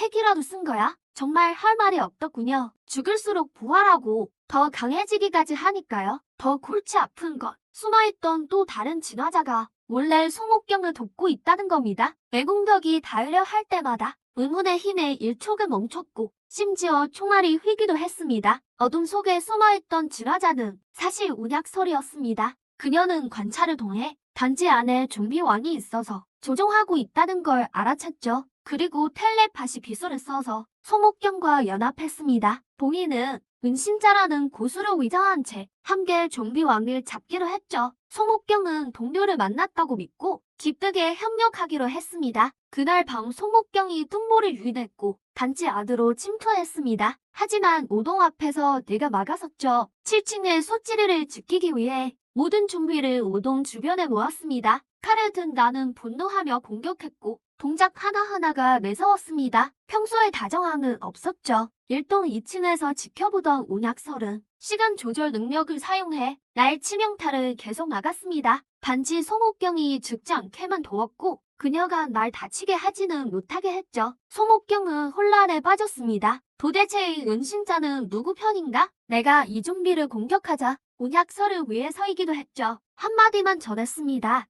이 좀비는 내가 건드리면 안 돼. 장추는 점점 치열해졌고 송옥경은 오동을 가려 필사적이었지만 내가 결사적으로 막아섰습니다. 나는 처절한 포효를 내질렀고 소중한 일을 지키려는 분노에 단지 안의 온도가 내려갔습니다. 바로 그때 운약설이 마침내 깨달았습니다. 송옥경이 오동으로 돌진하자 모든 좀비가 오동으로 몰려들었죠. 지키는 건 좀비 왕이 아니라 7층에 있는 바로 그였습니다. 지키라고 명령을 내린 주인공은 바로 그의 좀비 아빠였던 거죠. 아빠가 좀비 왕이었다니 모든 단서가 하나로 연결되었습니다. 사라는 바로 그의 좀비 아빠였다. 설마 아빠가 좀비 왕이란 말인가? 모든 단서가 이 순간 하나로 연결되었다. 그의 좀비 아빠가 바로 그가 계속 사냥하려 했던 좀비 왕이었다. 내가 정말 멍청했구나. 윤약설은 자기 아빠의 금상자를 파내서 자기 아빠에게 먹이려 했던 셈이다. 생각이 정리된 뒤 그는 즉시 송옥경에 대한 지원을 중단했다. 지원을 잃은 송옥경은 순식간에 열세에 몰렸다. 나는 진화 좀비 3마리를 조종해 본체까지 합시해 그를 샌드백 취급하며 호되게 짓밟아 주었다. 은신자 너 정말 민폐구나. 기절하기 전 송옥경의 마지막 생각이었다. 그를 기절시킨 뒤 나는 쪽지 한 장을 남겼다. 정말 제대로 살아라. 내가 죽으며 경찰서 사람들 모두 순장시키겠다. 오지랖 넓은 송옥경은 결국 타협했다. 남이 자기 때문에 죽는 꼴은 못 보는 성격이다. 이후에 나날은 점차 평온해졌다. 나는 매일 번개와 대련하며 전투 기술을 익혔고 소칠치를 위해 학습기도 구해왔다. 글자 카드와 함께 말이다. 아이의 성장 속도는 무척 빨랐다. 벌써 읽고 쓰고 산수까지 할 정도였다. 내 딸은 정말 천재적인 재능이 있는 듯했다. 윤학설은 학습기를 따라하는 척하며 옹알옹알 말을 배웠지만 속으로는 무척 허탈해했다. 전생에 명문대 대학원생까지 합격했는데 이제 와서 이 교육을 다시 받다니. 한편 그는 매일 내가 외출한 틈을 타 몰래 내려가 송옥경과 대화를 나눴다. 큰여자와 작은 아이는 꽤 잘 지냈다. 송옥경은 이 천진난만한 꼬마 아이에게 아무런 경계심이 없었다. 자신의 정보를 속속들이 털어놓았다. 그리고 윤학설은 이 구사마금을 포섭할 궁리를 했다. 어쨌든 상대는 미래의 지경을 돌파할 잠재력이 있다. 얘 편으로 끌어들인다면 엄청난 전력이 될 것이다. 칠칠이 송옥경과 대화하는 걸 봤지만 딱히 반대하지는 않았다. 아이와 소통할 인간이 있다는 건 좋은 일이니까. 다만 칠칠이 송옥경과 대화하는 건 괜찮지만 인간과 정상적으로 교류하는 건 좋은 일이다. 단지 매번 송옥경의 쇠사슬을 확인하고 번개 1호에 대해 감시를 엄중히 시켰다. 그러던 어느 날 동료가 새로운 소식을 전해왔다. 멀리 떨어진 거리에서 본 적 없는 2단계 폭군 좀비가 나타났다. 이 좀비는 양팔이 날카로운 발톱이 되었고 힘과 속도가 극에 달했다. 한 인간 진화자가 처참하게 쫓기고 있었다. 그 남자는 전에도 마주친 적 있는 대리남이었다. 철주 폭군은 좀비의 상처가 자동으로 치유될 정도였다. 철주가 여러 번 베었으나 소용없었다. 결국 철주가 좁은 골목으로 숨어들어 겨우 목숨만 건져 도망쳤다. 나는 흥미가 생겼다. 이 폭군은 너무 강해서 정면 대결은 승산이 없었다. 하지만 더 좋은 방법이 있었다. 번개를 조종해 폭군을 경찰서 근처로 유인했다. 마침 놀자를 구하러 나갔던 소목경이 돌아왔다. 이 폭군을 보자마자 경찰서 사람들을 지키려 시선을 끌었다. 조개와 황새의 싸움에서 어부가 이득을 보는 법이다. 소목경은 격전 끝에 상대가 안 되물 깨닫고 그를 주유소로 유인했다. 총으로 유조 탱크를 써 터뜨렸고 주유소는 순식간에 불바다가 되었다. 폭군이 불길 속에서 기어나왔다. 온몸이 검게 탔지만 놀랍게도 죽지 않았다. 하지만 부상이 매우 심각했다. 나는 즉시 이뚱이와 번개를 출동시켰다. 중상을 입은 폭군은 도저히 막아낼 수 없었다. 이뚱이가 1톤 넘는 철퇴를 휘두르자 금세 주저앉아 일어나지 못했다. 번개가 틈을 타 탄도로 계속 베어냈고 결국 폭군을 사살했다. 2단계 핵을 꺼낸 뒤 나는 뛸 듯이 기뻤다. 하지만 이번엔 서둘러 삼키지 않았다. 먼저 수77의 밥을 챙겨주고 방어를 강화한 뒤에야 사호동으로 가서 핵을 삼켰다. 엄청난 에너지가 몰려와 나를 77이 밥을 주고 방어를 마친 뒤 그제야 사호동으로 가서 핵을 삼켰다. 거대한 에너지가 나를 3단계로 돌파시켰다. 신체 능력이 비약적으로 상승했고 정신력도 몇 배로 폭증했다. 조종 범위가 10km에서 수십 km로 확장됐다. 일반 좀비 부하를 100마리 넘게 부릴 수 있고 2단계 진화 좀비도 쉽게 조종했다. 속도 면에서 민첩형인 번개를 압도했고 탱크형인 대뚱이를 정면에서 밀어냈다. 이제야 내가 진정한 정말 생존자다워졌다. 3단계 돌파 직후 나는 또 한 마리를 복종시켰다. 소형차만 한 크기의 2단계 탱크 좀비의 이름을 이뚱이라 지었다. 그에게 1톤 무게의 긴 스몽둥이를 줬다. 이뚱이가 한 번 내리치며 자동차는 바로 고철이 되었고 던지면 콘크리트 벽도 뚫어버렸다. 이뚱이가 지키고 서 있자 진화 좀비조차 단지 근처에 오지 못했다. 한편 윤약설도 몰래 3단계로 돌파했다. 돌파 후 그의 영역은 대폭 강화되어 못을 엄청난 속도로 날릴 수 있었다. 시간 제어 능력까지 더해지니 소리 없이 숨통을 끊기에 충분했다. 종말의 세상을 통틀어 그는 이미 인류 최고의 강자였다. 언제인지 모르게 발치의 혈살도법이라는 책이 있었다. 어떤 은둔 고수가 남긴 비급인 줄 알고 나는 그것을 익히기 시작했다. 사실은 윤약설을 몰래 연습장에 적어서 나에게 던져준 것이었다. 이 도법은 피로 살기를 응축하는데 대성하면 힘을 들일 필요 없이 자신의 살기 자체가 처다 제일의 칼이 된다. 수련 후 나의 실력은 일취월장했고 전투력이 비약적으로 상승했다. 그러나 평화는 곧 깨졌다. 5인조 진화자 팀이 생존자 기지에서 향해시로 몰자를 찾으러 왔다. 그들은 양광 단지 근처 몰자가 바닥난 걸 발견했다. 생존자 기지에서 몰자를 찾으러 온 그들은 양광 단지 근처 몰자가 비어있음을 알았다. 몰자를 옮기던 나의 좀비 부하를 추적해 단지까지 찾아왔다.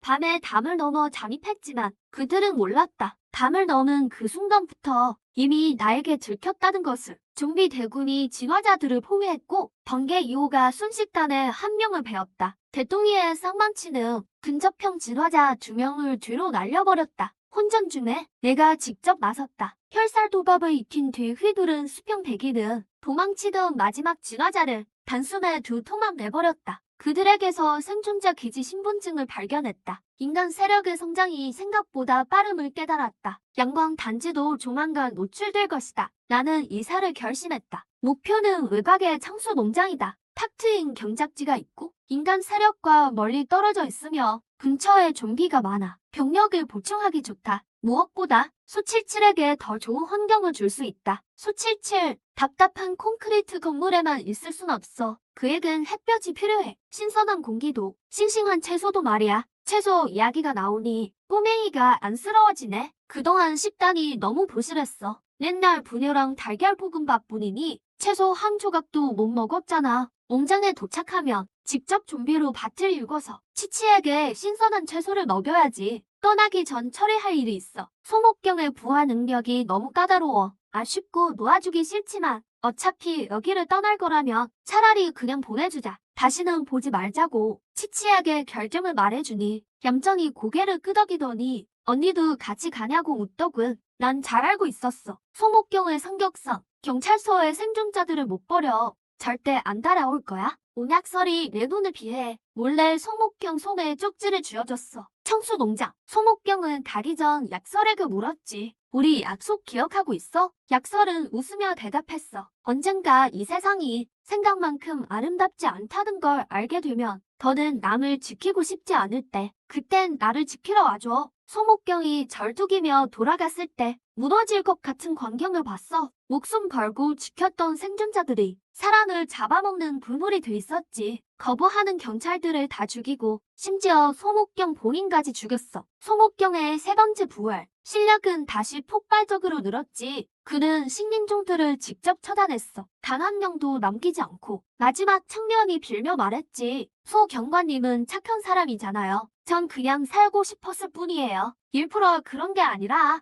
소목경이 돌아서려는데 뒤에서 총 장전 소리가 들렸어. 그는 번개처럼 달려들어 주먹으로 갈비뼈를 부러뜨렸지. 대체 왜 날 속인 거야? 널브러진 시체들을 보며 소목경은 마음이 무너져 내렸어. 그는 온약설의 말을 떠올렸지. 지킬 가치조차 없는 사람들이라며? 그래, 이런 짐승들을 지킬 가치가 있나? 손에 쥔 청수 농장 쪽지를 보며 소목경은 마지막으로 바라봤어. 평생을 바치려 했던 경찰서를. 그는 어둠 속으로 사라졌지. 치치야, 내가 갈게. 출발 당일 대형 트럭 5대가 햇살 단지에서 운장하게 출발했어. 운전석에는 전부 좀비들이 앉았지. 운전수 뒤로는 수백 마리의 대형 트럭이 단지에서 출발하고 운전석은 좀비들이 가득했어. 그 뒤를 따르는 수백 마리의 무장한 좀비 군단들. 좀비가 트럭을 모는 모습에 생존자들은 턱이 빠질 듯 놀랐지. 상점에서 몰자를 찾던 진화자도 지나가는 트럭 5대를 보게 됐어. 운전석에 흉측한 좀비의 얼굴뿐이었지. 내가 헛것을 보고 있나? 좀비가 트럭도 몰 줄 안다고? 가는 길에 계속 진화한 좀비들이 소란을 이끌려왔어. 난 염력으로 몽땅 내 편으로 만들었지. 좀비 군단은 줄어들기는커녕 오히려 계속해서 늘어났어. 강해시 동물원 근처를 지날 때 황금비자의 2단계 변이 거대 살무사가 길 한복판에 다리를 틀고 길을 완전히 막고 있었어. 길이는 무려 20m가 넘었고 비늘은 황금색으로 빛났지. 정찰다간 좀비 둘이 한 입에 먹혔어. 난 이뚱에게 실봉을 들려 앞장세웠지. 머리를 내리쳐 뱀을 멍하게 만들고 일뚱과 탱커들이 옆을 막았어. 살무사가 꿈틀거리자 민첩형 좀비들이 때로 달려들어 칼로 뱀의 몸을 난도질했지. 결정적인 순간에 폭군 좀비가 건물에서 뛰어내려 급서인 칠촌을 발톱으로 찔러 커다란 상처를 냈어. 이뚱이 바로 뒤이어 쇠봉으로 머리를 박살냈지. 2단계 핵을 꺼낸 뒤 난 이뚱에게 먹이기로 했어. 3단계 미만의 핵은 나에겐 이제 별 쓸모가 없거든. 하지만 좀비를 강하게는 해주지. 숫자보다는 실력이 중요해. 나는 만들고 싶어. 9단계 진화 좀비 정예 부대를. 약설은 거대한 뱀 사체를 보며 눈을 반짝이며 좋아했지. 아빠, 나 뱀 고기 먹을래? 맨날 분유랑 볶음밥만 먹어 질려나봐. 저렇게 큰 뱀을 보니 아주 뱀 고기 먹고 싶어. 맨날 분유랑 볶음밥만 먹으니 질릴 만도 하지. 이렇게 큰 뱀을 보니 그냥 지나치지 못하네. 변이수 고기를 사람이 먹어도 될지 모르겠어. 일단은 그냥 적어두기나 하자. 나중에 생존자를 찾으면 생체 실험으로 확인해볼게. 아빠가 안전한 거 확인하면 그때 줄게. 온약설은 조금 실망한 기색이었지만 아빠의 신중함을 이해했어. 그는 속으로 잘 알고 있었지. 변이수의 고기는 먹을 수 있을 뿐만 아니라 엄청난 보양식이라는 것을. 하지만 지금은 설명할 방법이 없었어. 차량 행렬은 계속 나아갔고 양옆의 높은 건물들은 점점 사라졌어. 대신 황량하고 넓은 교회가 나타났지. 지도를 한번 확인해보니 10분 정도면 청수 농장에 도착할 거야. 저녁 노을이 하늘을 핏빛으로 물들였어. 창밖으로 멀어지는 풍경을 보다가 다시 옆을 돌아봤어. 창가에 기대에 조용히 밖을 보는 치치를 아이의 눈동자에 노을의 잔상이 비쳤지. 다시 태어난 후 처음으로 햇살 단지를 벗어나 바깥 세상을 구경하는 거였어. 나는 손을 뻗어 애의 볼을 살짝 꼬집었지. 고개를 들며 나에게 환한 미소를 지어주더군. 아빠, 바깥 세상은 정말 넓어요. 그래, 세상은 참 넓단다. 그만큼 아주 위험하기도 하고 세상이 어떻게 변하든 상관없어. 우리 치치만 곁에 있다면 모든 게 다 의미가 있으니까. 저 멀리 지평선 너머로 넓은 동장의 윤곽이 노을 속에 희미하게 보이기 시작했어. 그곳이 우리 새집인 청수 농장이야. 그리고 우리 뒤편으로 수십 킬로미터 밖 강해시 폐허 속에서 공포스러운 기운을 내뿜는 한 형체가 바퀴 자국을 따라 빠르게 쫓아오고 있었어. 소목경의 부드럽고 선한 눈빛은 이미 사라진 지 오래였지. 대신 차갑고 단호함만 남았어. 하지만 젖병을 들고 자신을 보고 웃던 여자애를 생각하면 입가에 저절로 미소가 번졌어. 청수 농장에 도착한 후 젖병을 들고 웃던 아이를 떠올리자 입가가 나도 모르게 살짝 올라갔어. 청수 농장에 도착해서 지도 안내를 따라 숲길을 따라 한참을 달렸어. 드디어 농장 정문 표지판이 보였지. 강철 정문 양옆으로는 나무 말뚝과 가시철 조망 울타리가 있었어. 울타리에는 고압 전기 경고판이 있었고 철조망에는 강제로 부순 흔적이 있었지. 트럭에 앉아 만족스럽게 농장을 둘러봤어. 청수 농장 주변은 조용해서 남들의 눈에 띄지 않았지. 햇살 단지보다 훨씬 넓어서 나와 치치가 지내기에 충분했어. 거대한 좀비 군단까지 수용할 수 있지. 무엇보다 분위기가 답답하지 않아서 아이가 자라기에 아주 좋았어. 아빠, 우리 도착했어요? 온약설이 기지개를 켜며 물었어. 나는 고개를 끄덕였지. 우선 미니언 한 팀을 보내서 뚫린 울타리로 들어가 농장을 정찰했어. 미니언이 들어가자마자 나는 미간을 찌푸렸어. 농장 안은 말라붙은 혈흔으로 가득했지. 채소밭을 중점적으로 찾았는데 농장의 밭이 전부 망가져 있더군. 바닥에는 거대한 발자국도 있었어. 농장에 변이 동물이 있는 게 분명해. 바로 그때 농장 안쪽에서 싸우는 소리와 포효가 들렸어. 미니언을 조종해 소리 나는 곳으로 갔지. 가축 사육장 쪽에서 변이 된 거대 황소를 발견했어. 더 어처구니 없는 것. 이 황소에게 사자보다 더 큰 송곳니가 났다는 거야. 기름 노를 동물의 사체를 먹고 있었지. 정말 이후에는 소들도 육식을 하던 모양이야. 거대 소가 미니언을 발견하자마자 두 말 않고 바로 돌진해 왔어. 이 녀석은 이미 2단계급이라 일반 미니언으로는 상대가 안 됐지. 뚱보 2호와 타이런트 1호를 보냈어. 뚱보가 몽둥이로 소 머리를 후려쳤고 소는 정신을 못 차리고 비틀거렸지. 타이런트 1호가 발톱으로 상처를 냈어. 하지만 이 소의 가죽은 아주 질겼어. 타이런트 1호가 깊은 상처를 입혔지. 거대 소의 몸 표면은 가죽이 아주 단단하게 진화했어. 다행히 피할 줄은 몰라서 몇 번의 공방 끝에 드디어 쓰러졌지. 타이런트의 발톱이 머리를 관통했어. 오렌지색 2단계 코어를 꺼냈지. 거대 소를 치우고 계속 수색했어. 서쪽 낚시터 근처에서 물가에 아주 넓은 기어간 흔적을 봤어. 미니언을 물가로 보냈을 때 거대 자라 한 마리가 물에서 튀어나왔어. 단숨에 그리핀의 발목을 물어뜯었지. 정말 거대한 자라였어. 등껍질이 엄청나게 단단했지. 그리핀이 주먹을 날렸지만 반동 때문에 손목이 꺾여버렸어. 지금 당장 죽일 생각은 없어. 그리핀 둘을 세워 물 밖으로 못 나오게 했지. 거북이는 만년을 산다는데 변이 고기를 먹어도 되는지 확인되면 치치 보양식으로 줘야겠어. 농장을 안팎으로 2번 훑고 나서 안전이 확인된 뒤 대대적인 청소를 시작했어. 주거구역이 깨끗해진 뒤에야 치치의 손을 잡고 농장으로 들어갔지. 여기가 아빠랑 제가 살 집이에요. 생각보다 꽤 근사해 보이네요. 온약설이 호기심 가득한 눈으로 둘러봤어.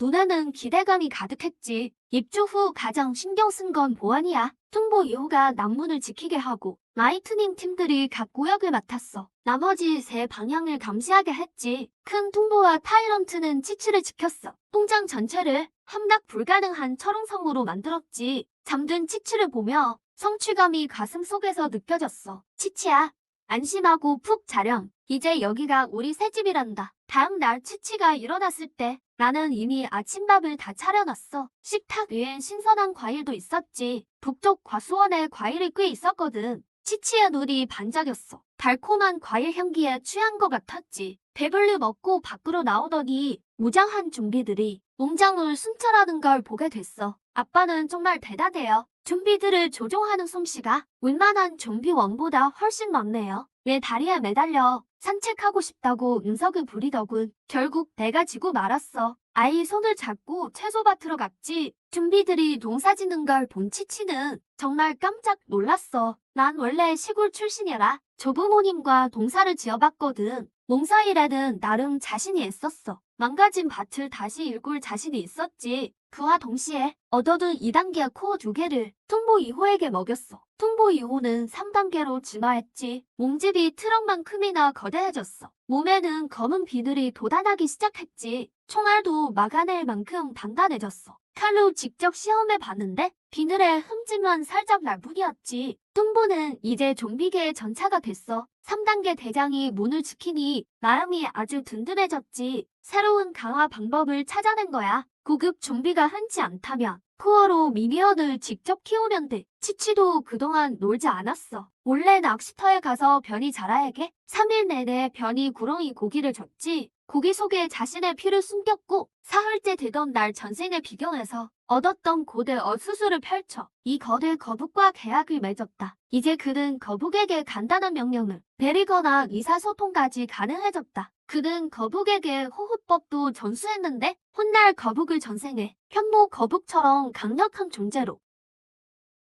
키워낼 생각이었다. 전생을 현모처럼 키우려 했다. 나는 이런 사실을 전혀 모른 채 치치가 거북을 좋아하는 줄만 알고 그저 마음대로 하게 놔두었다. 다음으로 치치에게 놀이터를 만들어줬다. 시내에서 회전목마 등을 옮겨왔는데 전기가 들어오지 않아 좀비 인력을 쓰는 방식으로 바꿨다. 치치는 그것을 보고 속으론 장난감에 흥미가 없었지만 아빠의 정성임을 알았기에 맞춰주며 기쁜 척을 해주었다. 그런데 전생야 고아였던 그가 누려보지 못한 평화로움 때문인지 동심이 되살아나 정말 즐겁게 놀기 시작했다. 회전 목마에서 서로를 쫓는 모습은 좀비들이 돌리고 있다는 것만 빼면 정말 따뜻하고 훈훈한 장면이었다. 번개 1호가 놀이기구를 옮길 때 은신 능력을 각성한 진화자 리모가 몰래 이들을 관찰하고 있었다. 그는 번개 1호의 트럭을 뒤따라 청수 농장까지 오게 되었고 농장을 광경해 세계관이 무너졌다. 결국 그는 한 인간 어린 소녀가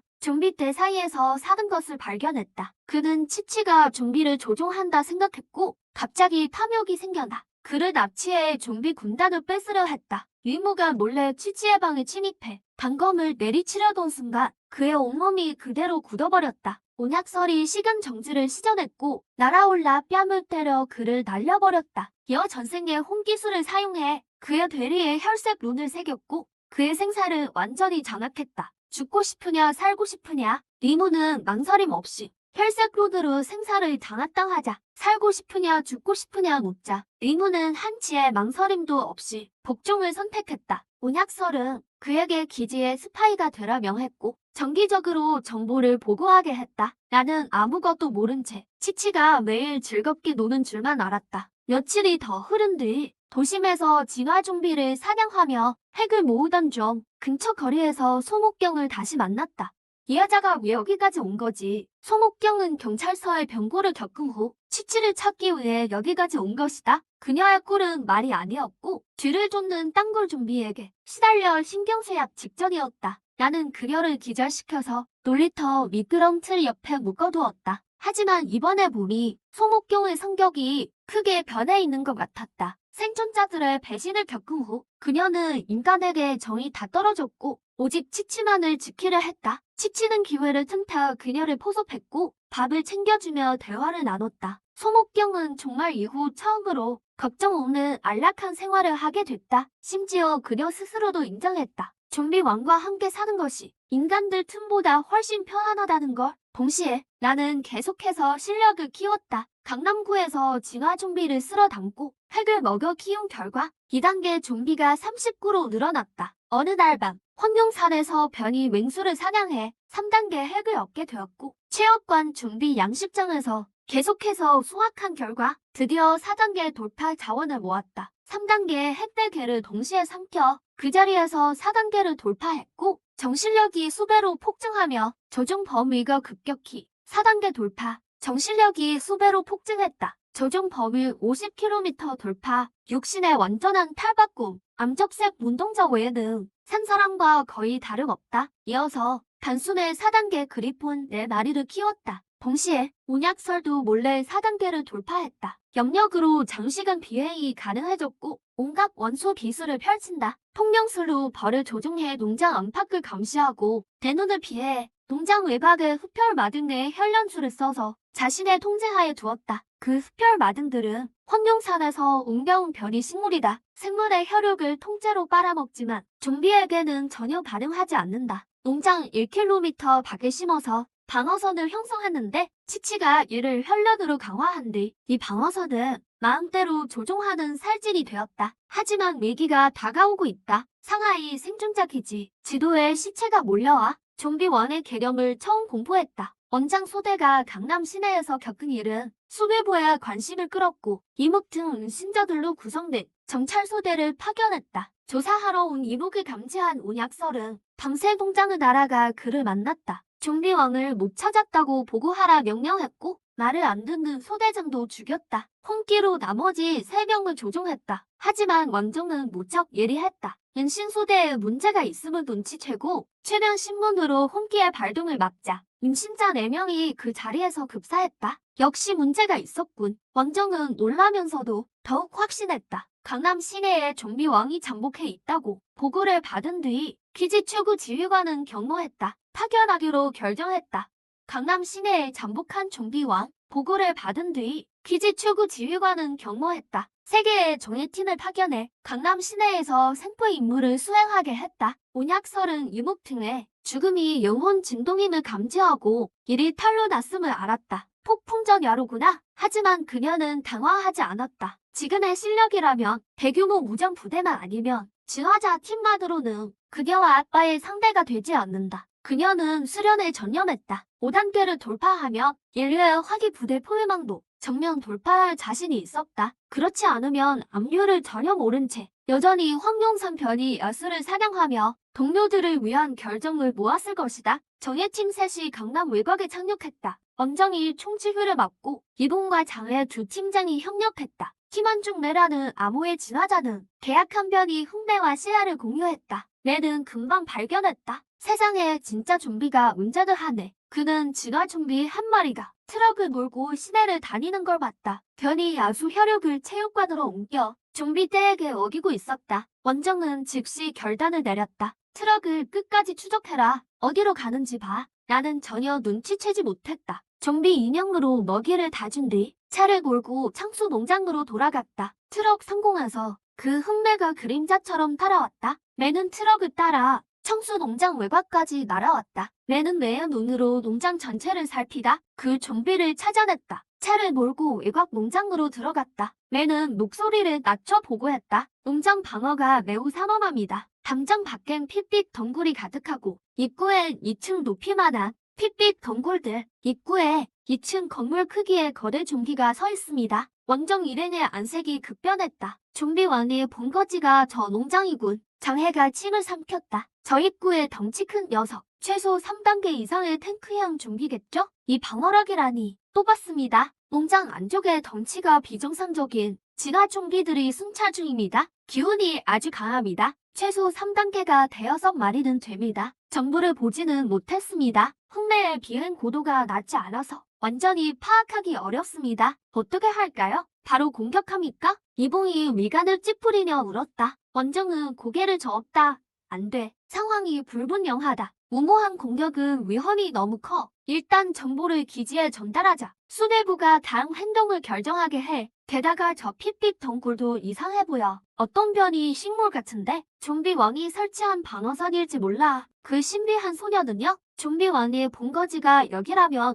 그 소녀도 안에 있을 겁니다. 하지만 지금 위협은 소녀가 아니야. 좀비 왕 그 자체지. 상대를 자극하는 순간 우린 다 여기서 죽는다. 셋은 상의 끝에 일단 움직이지 않기로 했다. 농장 위치와 방어 상황을 통신장비로 강해 기지에 보냈다. 수뇌부의 지시를 기다렸다. 소식은 국 최고 지휘관에게 전해졌다. 회의실엔 다시 무거운 공기가 감돌았다. 소장님 원정소대가 위치를 확인했습니다. 농장 방어가 매우 철저합니다. 최소 3단계 이상의 좀비가 지키고 있고 담장 밖엔 변이 식물 방어선이 있습니다. 3단계 좀비라니 최고 지휘관의 미간이 좁아졌다. 우리 기지에 3단계 진화자가 몇 명이지? 10명이 안 됩니다. 그나마 각 초소에 흩어져 있어서 전부 태우기는 힘듭니다. 회의실은 침묵에 빠졌다. 모두가 알고 있었다. 현재 기지의 실력으로는 3단계 좀비가 여럿인 곳을 공격해서 승산이 거의 없다는 것을.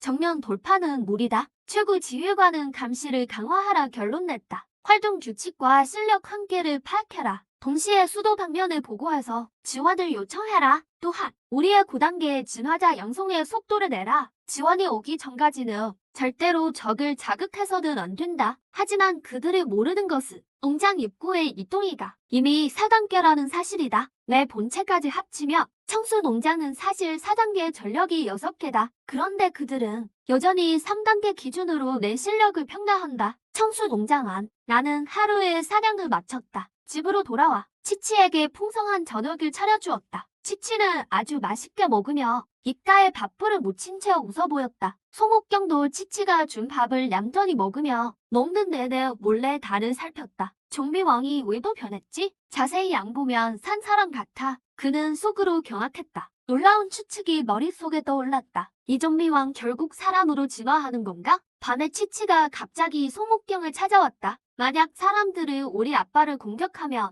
어느 쪽을 도울 거야? 송옥경은 한참 동안 침묵했다. 대답은 없었다. 어느 쪽을 도울 거야? 송옥경은 한참 동안 침묵했다. 대답은 없었다. 치치도 개의치 않았다. 몸을 돌려 떠나며 한마디 했다. 너한테 말해봐야 소용없지. 송옥경은 힘없이 침대에 앉아 치치의 뒷모습을 바라보았다. 속이 복잡해졌다. 인간과 좀비 왕은 대립할 수밖에 없다. 하지만 송옥경은 경찰서에서의 일을 떠올렸다. 그리고 다시 이 농장을 생각했다. 내일 치치가 밥을 주고 말동무가 되어주었다. 좀비 왕이 그를 반려동물처럼 묶어뒀지만 정말로 해를 끼친 적은 없었다. 그는 문득 자신이 우습게 느껴졌다. 송옥경은 다시 침대에 누워 머리 위 미끄럼틀을 쳐다보았다. 밤을 꼬박 새웠다. 수십 킬로미터 밖의 어느 고지에서 원쟁이 검은매는 여전히 농장 위를 돌았다. 사냥내가 갑자기 눈을 떴다. 대장님 농장에서 트럭이 나왔습니다. 다시 황령산 방향으로 갑니다. 원쟁은 고개를 끄덕였다. 계속 감시해. 내일의 행동 패턴을 기록해라. 출발 시간과 경로, 복귀 시간까지 전부 기록해. 그리고 농장 내부 핵심 구역을 살펴봐. 특히 그 좀비 왕의 본체가 어디 있는지 말이야. 검은 매는 상공에서 조용히 섭외하며 청소 농장의 모든 것을 지켜보았다. 온약설은 그네에 앉아 왔다 갔다 했다. 흰 치맛자락이 바람에 흩날렸다. 어린 얼굴엔 웃음이 가득했다. 치치할 일이 해결된 모양이구나. 미끄럼틀에 기댄 송옥경이 치치를 보았다. 오늘은 드디어 밖으로 나왔네. 온약설은 고개를 끄덕였다. 이제 강의 기지에서 사람을 보내도 그저 죽으러 오는 것뿐이야. 그럼 치치야 앞으로는 매일 나올 거니? 송옥경은 은근히 기대했다. 혼자 유은지에 있으니 너무 답답했다. 당연하지. 온약설이 진지하게 답했다. 이 불사신 경찰을 포섭하려면 당연히 정을 쌓아야 했다. 송옥경이 갑자기 진지하게 말했다. 너와 내 아빠를 도와줄게. 온약설은 그제야 깨달았다. 그날 자신의 질문에 대한 대답이었다. 이 대답은 정말 의외였다. 송옥경은 당국에 충성하고 생존자 보호를 목숨보다 소중히 여겼다. 왜지? 너를 지켜주겠다고 약속했으니까. 송옥경이 엄숙하게 말했다. 그는 좀비 왕에게 인간의 의식이 있고 인간을 학살한 적이 없다고 생각했다. 어린 치치라는 존재가 있는 한 좀비 왕은 공격적이지 않다. 만약 인간이 치치를 건드린다면 좀비 왕이 미쳐 날뛸지도 모른다. 동시에 검은 매는 트럭을 따라 시내를 벗어났다. 교회 농장 상공에 도착했다. 사냥매는 그림자를 통해 농장을 살폈다. 하지만 그를 가장 놀라게 한 건 한 어린 소녀가 그네를 타는 모습이었다. 옆에는 한 인간 여자도 있었다. 미끄럼틀에 기대어 대화를 나누고 있었다. 대장님들, 그 신비한 소녀를 발견했습니다. 인간 여자 한 명도 같이 있습니다. 소식이 전해지자 세대장은 서로 얼굴을 보았다. 막내가 무겁게 입을 열었다. 설마 저 소녀가 바로 좀비 왕인가? 온약설은 누군가 훔쳐보는 불쾌한 기운을 느꼈다. 그녀는 몰래 영역을 파도처럼 물결처럼 사방으로 퍼뜨렸다. 머리 위에 검은 매가 도는 걸 발견했다. 이건 절대 야생병이수가 아니다. 진화자의 계약 소환수다. 온약설은 금세 눈치챘다.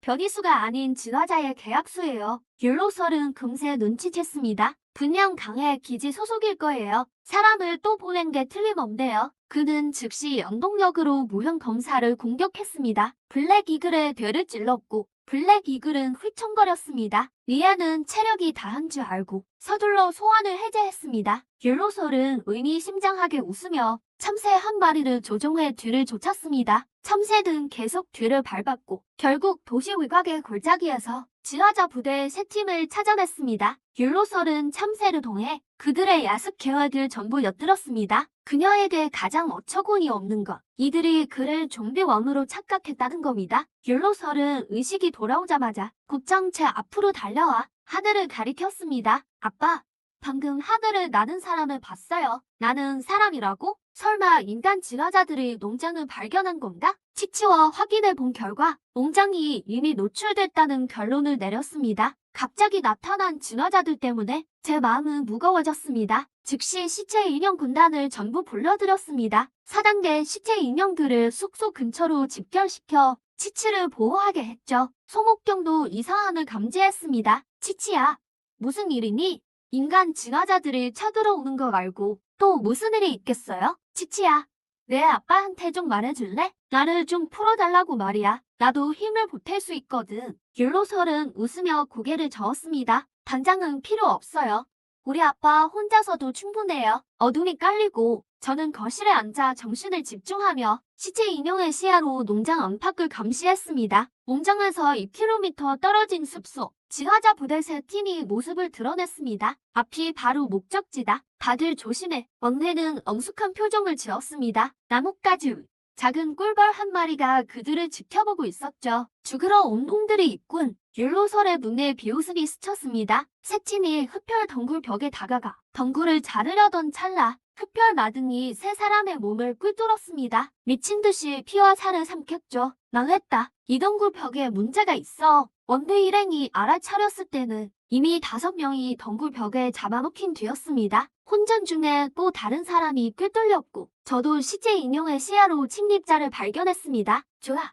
그렇게 죽고 싶다면 소원대로 해주지. 저는 4단계 시체 인형들을 주택가로 집결시켰습니다. 폭군 1호와 얼팡이 먼저 튀어나갔습니다. 얼팡이 몽둥이를 휘두르자 맨 앞에 있던 진화자가 바위 방패와 함께 박살났습니다. 화염 1호가 두 손을 들자 거대한 화구 수십 개가 쏟아졌고 사람들 사이에서 폭발했습니다. 속도가 느렸던 진화자 4명은 불길 속에 휩싸였고 나는 6명은 튕겨나갔습니다. 온몸이 타버렸죠. 방패제 1호가 곧바로 흑벽을 세워 생존자들을 가두었습니다. 벽 안쪽에서 서서히 압박해 들어갔죠. 누군가 벽을 넘으려 했지만 벽 밖에 화염 1호가 쏜 화구에 죽었습니다. 이 대장은 틈을 타 도망치려 했지만 밖에서 지키던 폭군 1호에 주먹 한 방에 땅에 박혔습니다. 임대장 일행은 죽었겠지? 하지만 전 발견하지 못했습니다. 한 진화자가 분신 능력을 써서 교묘하게 탈출했다는 사실을요. 율로설이 흡혈 덩굴의 시야를 통해 시체 한 구가 먹히지 않은 걸 발견했습니다. 놓친 몸이 있네요. 율로설의 미간이 찌푸려졌습니다. 분신 능력을 이용해 도망친 모양이에요. 하지만 제 실력이 다 드러난 건 아닙니다. 심지어 그들은 절 좀비 왕으로 알 테니까요.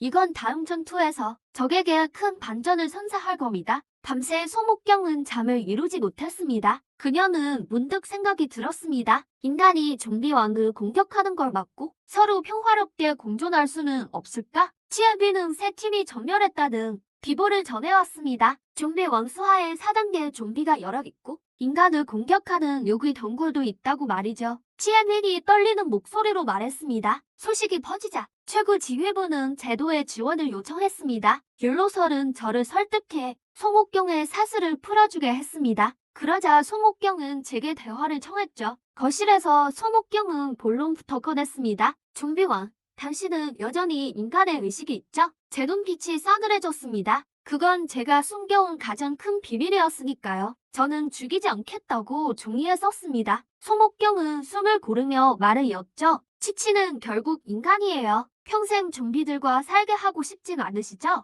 그 말에 저는 침묵했습니다. 만약 제가 인류의 지도자가 된다면 인간과 평화롭게 공존할 의향이 있나요? 저와 율로설은 그 말에 충격을 받았습니다. 하지만 전 거절하지 않았습니다. 정말 지도자가 된 후에 다시 얘기하자고 했죠. 다음 날 율로설은 제 앞에서 실력의 일부를 드러냈습니다. 제가 안심하고 그녀를 풀어주도록 말이죠. 아빠, 소목경 아줌마, 저 초능력이 생긴 것 같아요. 아이는 팔을 벌리고 방 안을 날아다녔습니다. 저는 무척 감격했습니다. 치치가 진화자가 되다니. 저는 치치를 본격적으로 훈련하기 시작했습니다. 못으로 공격 연습을 시키고 독침을 암기로 준비해 주었습니다. 치치는 못으로 공격 연습을 하고 독침을 암기로 활용했습니다. 치치는 제 가장 큰 비장의 무기가 되었습니다. 간의 기지는 마침내 제도의 응답을 받았습니다. 천공 부대를 지원군으로 보냈죠. 천공 부대는 전원 3단계 비행 진화자들입니다. 모장 헬기 5대 편대가 빠르게 접근해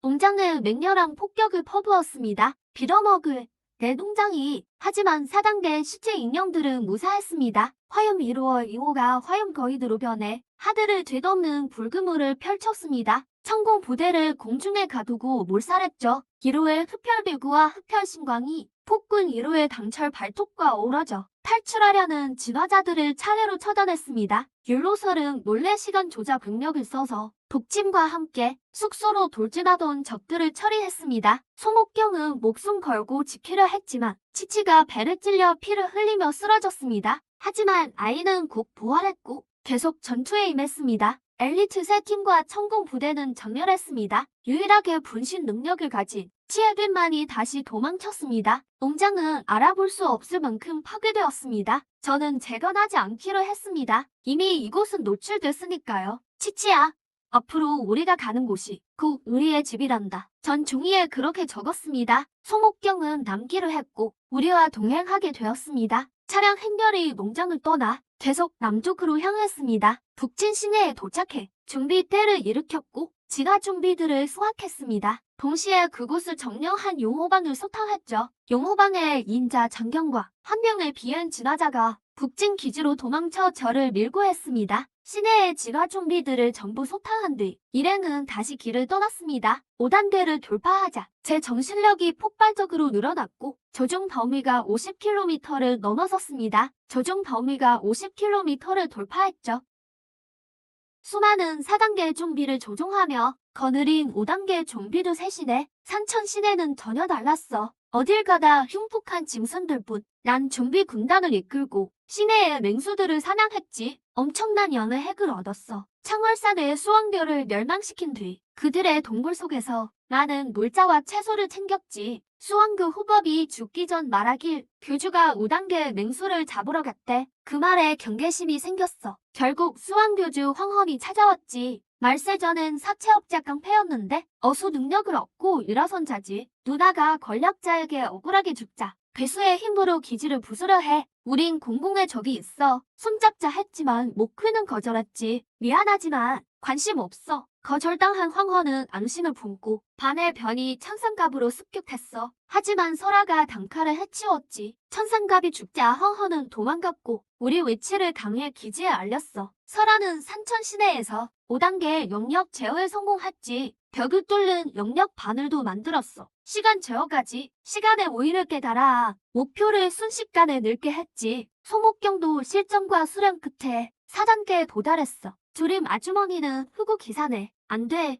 절대 안 돼. 소목경이 버럭 화를 냈지. 제국은 최강 등용 부대를 보냈어. 좀비왕을 잡은 적 있는 팀이지. 핵심은 위장자 조링이었어. 최강의 등용 부대원들. 그들은 좀비왕도 잡았지. 핵심 인물은 위장자 조링. 무엇으로든 변해 잠입할 수 있어. 그들은 같은 수법을 쓰려 했지. 밖에서 시선을 끄는 동안 조링이 좀비로 변해 잠입해서 좀비왕을 암살하는 거야. 어느 날 밤 설아가 드디어 내게 고백했어. 아빠, 씨는 시간 조절을 해요. 화초를 순식간에 시들게 하고 뱀고기를 돌처럼 말려버렸지. 놀라움보다 호기심이 커질 때 설아가 더 놀라운 사실을 말했어. 아빠, 나 벌써 5단계 진화자예요. 난 그 자리에서 멍해졌지만 더 못지는 않았어. 매달리기만 하면 되니까. 이제 내가 아빠를 지킬게요. 설아는 주먹을 쥐며 환하게 웃었지. 난 아이의 머리를 쓰다듬으며 따뜻한 자부심을 느꼈어. 부대가 이강시에 온 뒤 난 좀비 핵을 수확하고 있었지. 하지만 이강 기지는 빨랐어. 모든 병력을 동원해서 단지 쪽으로 맹공을 퍼부었지. 화염 2로는 물리 공격을 견뎠지만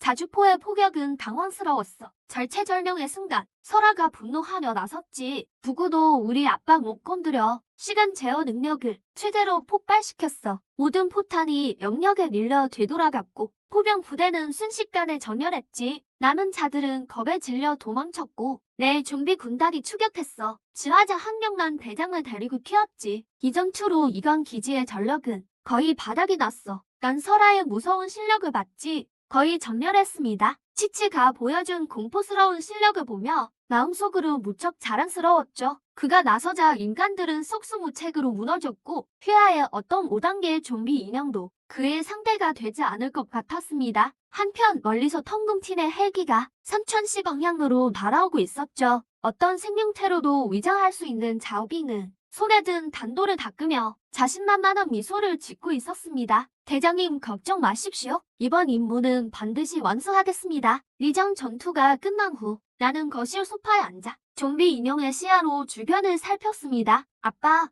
우리 더는 여기 있으면 안 돼요. 윌러쉐가 내 곁으로 다가와 엄숙한 표정으로 말했습니다. 나는 고개를 끄덕였습니다. 이미 생각했던 부분이었죠.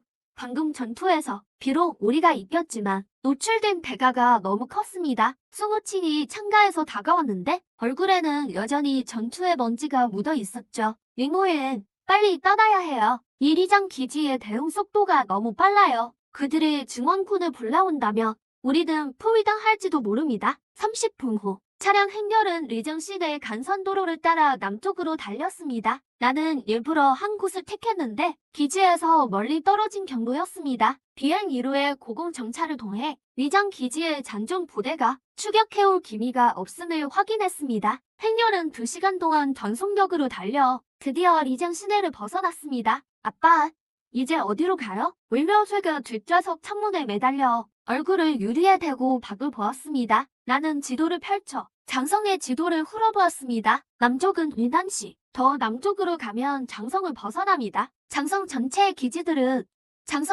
기지들은 이미 정보망을 형성하고 있어. 내 행적을 도저히 숨길 수 없었죠. 하지만 장성만 벗어나면 성마다 정보 전달이 훨씬 느려집니다. 다른 성에서 알아차렸을 때쯤이면 난 이미 어디론가 멀리 가버린 뒤겠죠. 장성을 나간다고요? 수무칭이 놀라며 물었죠. 그러려면 꽤 멀리 가야 할 텐데요. 먼 게 더 좋아. 윌러쉐가 나 대신 대답했습니다. 장성에 계속 있다가는 조만간 또 들키고 말 거야. 수무칭은 잠시 생각하더니 더는 반대하지 않았습니다. 행렬은 계속 남쪽으로 향했고 가는 길에 좀비 핵을 챙겼습니다. 저녁이 되자 버려진 주유소 옆에 캠프를 쳤습니다. 모닥불이 피어오르고 수무지는 치치에게 고기를 챙겨준 뒤 자신은 맥주를 한 모금 들이켰습니다. 치치야, 내 아빠 요리 솜씨가 예전에 요리사였을까? 그럴지도 모르죠. 윌러쉐가 웃으며 고기를 받았습니다. 나는 조수석에 앉아 지도를 살폈습니다. 여기서 장성 경내까지 약 200km. 하지만 문제는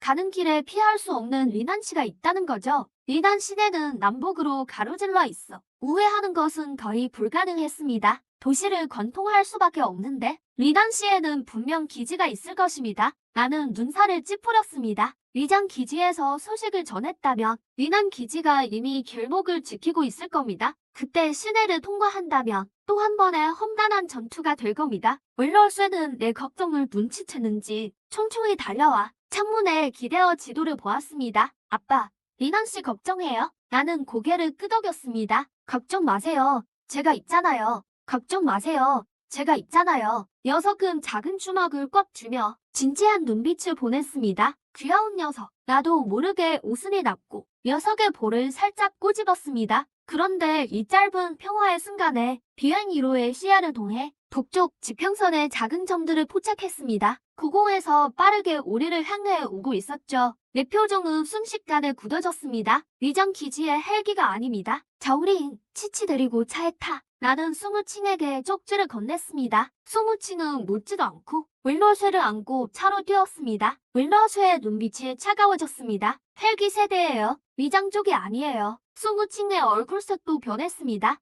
헬기는 북쪽 몇 킬로 밖에서 맴돌더니 이네시아에서 사라졌습니다. 나는 경계를 늦추지 않고 비행 이루를 조종해 몰래 뒤를 쫓았습니다. 비행 이루의 시야를 통해 나는 보았습니다. 헬기에서 무장한 군인 7명이 내리는 것을요. 그중 우두머리인 짧은 머리 남자는 4단계의 기운을 뿜어내고 있었습니다. 이들 7명은 내리자마자 바로 그 자리에 캠프를 쳤습니다. 보통 놈들이 아닙니다. 대형 기지의 종의 부대이거나 수도에서 보낸 자들일 겁니다. 수도를 생각하니 가슴이 철렁했습니다. 스카이팀이 전멸당한 뒤 이번엔 수도에 두 번째 정예가 온 것이겠죠. 일단 움직이지 않기로 했습니다. 비행 1호로 계속 감시하게 하고 동시에 차량 시동을 끄고 어둠 속에 몸을 숨겼습니다. 그 7인조 팀이 캠프를 친 뒤 지도를 자주 살피고 서류를 확인하는 동작을 보니 분명 어떤 임무를 수행 중이었습니다. 이건 우연이 아닙니다. 윌러스도 자지 않고 뒷좌석에서 수련하고 있었습니다. 내 감정 변화를 느꼈는지 아빠, 무슨 일이에요? 나는 종이에 적었습니다. 북쪽에 7인조 부대가 왔다. 장비가 아주 훌륭해. 수도에서 온 자들 같아. 우리를 찾으러 온 것 같다. 윌러스는 글을 다 읽고 미간을 찌푸렸습니다. 수도에 저희 팀이라면 특수 능력자가 있을 거예요. 지난번엔 비행기였지만 이번엔 더 까다로운 놈들일지 몰라요. 그게 내가 가장 걱정하는 부분입니다. 갑자기 7인조 팀 중에서 키 크고 마른 청년이 캠프를 떠나 근처 산으로 혼자 들어갔습니다. 그가 숲으로 들어서자 인간의 기운이 갑자기 좀비의 기운으로 변했습니다. 이 사람은 자신을 좀비로 위정할 수 있었습니다. 순식간에 그들의 전술을 깨달았습니다. 내가 미리 몰랐다면 위장자가 좀비 부대에 섞여 들어왔겠죠. 내 곁에 가까이 왔을 때 갑자기 공격했을 겁니다. 지난번 좀비 왕도 아마 이렇게 당했을 겁니다. 치치에게 문제가 생겼습니다. 나는 위장자에 대해 윌러쉐에게 알렸습니다. 윌러쉐의 표정은 매우 무겁게 변했습니다. 좀비로 위장한다고요? 얼굴의 천진함은 사라지고 날카로운 눈빛이 대신했습니다. 이런 능력은 정말 드물어요. 위장이 완벽하다면 아빠의 정신력으로도 구별 못할 수 있어요. 하지만 난 할 수 있어요. 녀석은 차분하고 자신있게 말했습니다. 시간제어. 모든 생명의 시간 흐름을 감지할 수 있거든요. 좀비와 인간의 시간 흐름은 다르니까요. 모든 생명의 시간 흐름을 감지할 수 있습니다. 좀비와 인간의 시간 흐름은 달라요. 좀비 몸은 노화 과정이 멈췄거든요. 반면 인간은 아무리 변장해도 최대 시간은 정상적으로 흐르죠. 제가 잘 느끼기만 하면 반드시 찾아낼 수 있어요. 마음이 놓였지만 방심하고 싶지는 않았죠. 계획을 바꾼다. 리난 씨는 안 간다고 종이에 썼죠. 산길로 우회해서 나갑시다. 그때 소목청도 잠에서 깼어요. 눈을 비비며 쪽지를 보더니 우회하면 며칠 더 걸릴 텐데요. 며칠 더 걸려도 매복보다 낫지. 소목청은 둘의 표정을 보고 더 못지 않았습니다. 날이 밝기 전 일부러 외진 산길을 택했죠. 매우 험한 길이었지만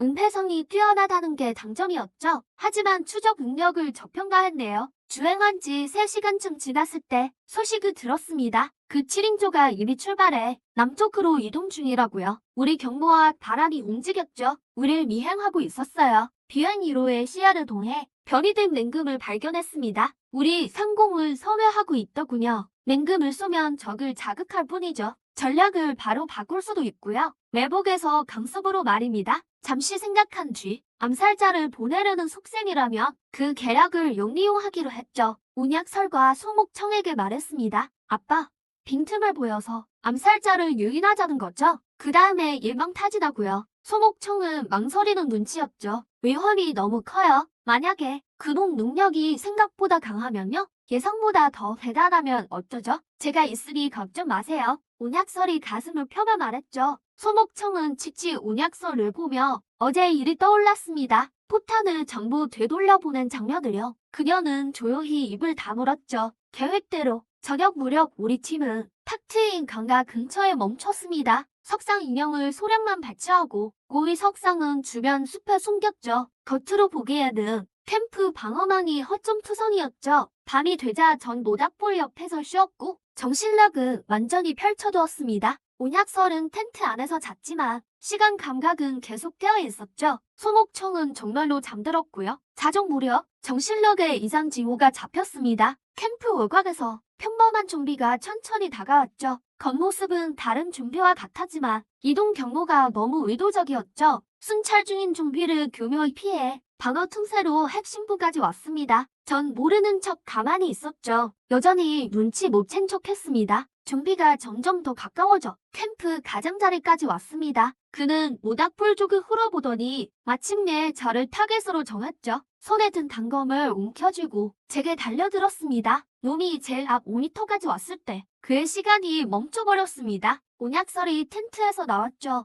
차가운 표정이었습니다. 역시 인간이었네요. 그녀가 담담하게 말했습니다. 좀비는 시간이 흐르지 않는데 이자는 심장이 뛰고 있거든요. 전 자리에서 일어나 위장자 앞으로 다가가 그의 위장 상태를 살폈습니다. 겉모습부터 심장이 뛰고 있다. 몸을 일으켰다. 변장자 앞으로 다가갔다. 그의 변장을 살폈다. 외형부터 기운까지 거의 완벽했다. 윤설의 식은 조종이 없었다며 단번에 알아채지 못했을 것이다. 다음 순간 정신력을 해방해 산속에 숨겨둔 5단계 시구들에게 총공격 신호를 보냈다. 수킬로미터 박 7인지 임시 캠프. 그들은 살기를 즉각 감지했다. 안 돼. 조명이 들켰어. 스포츠 머리를 한 리더? 진앙의 안색이 변했다. 급히 일어섰다. 전원 전투 준비. 하지만 이미 늦었다. 화염 위로의 혈염이 먼저 덮쳤다. 10초도 지나지 않아 헬기 세대는 거대한 불덩이가 됐다. 퇴로가 끊겼어. 지화자 한 명의 안색이 창백해졌다. 불사 1호가 뒤를 이었다. 핏빛 광채가 능력을 쓰려던 진화자를 덮쳤다. 그는 몸이 불사 1호에게 끌려가는 걸 느꼈다. 다음 순간 핏빛 긴뱀이 가슴을 꿰뚫었다. 비행 1호가 상공에서 급강하했다. 비천 용역을 펼쳤다. 구형 청지 영역 안에서 원거리 공격의 속도가 줄어들더니 외력이 거의 0이 되었다. 비행 1호의 발톱은 멀쩡했다. 진앙의 능력은 금속화였다.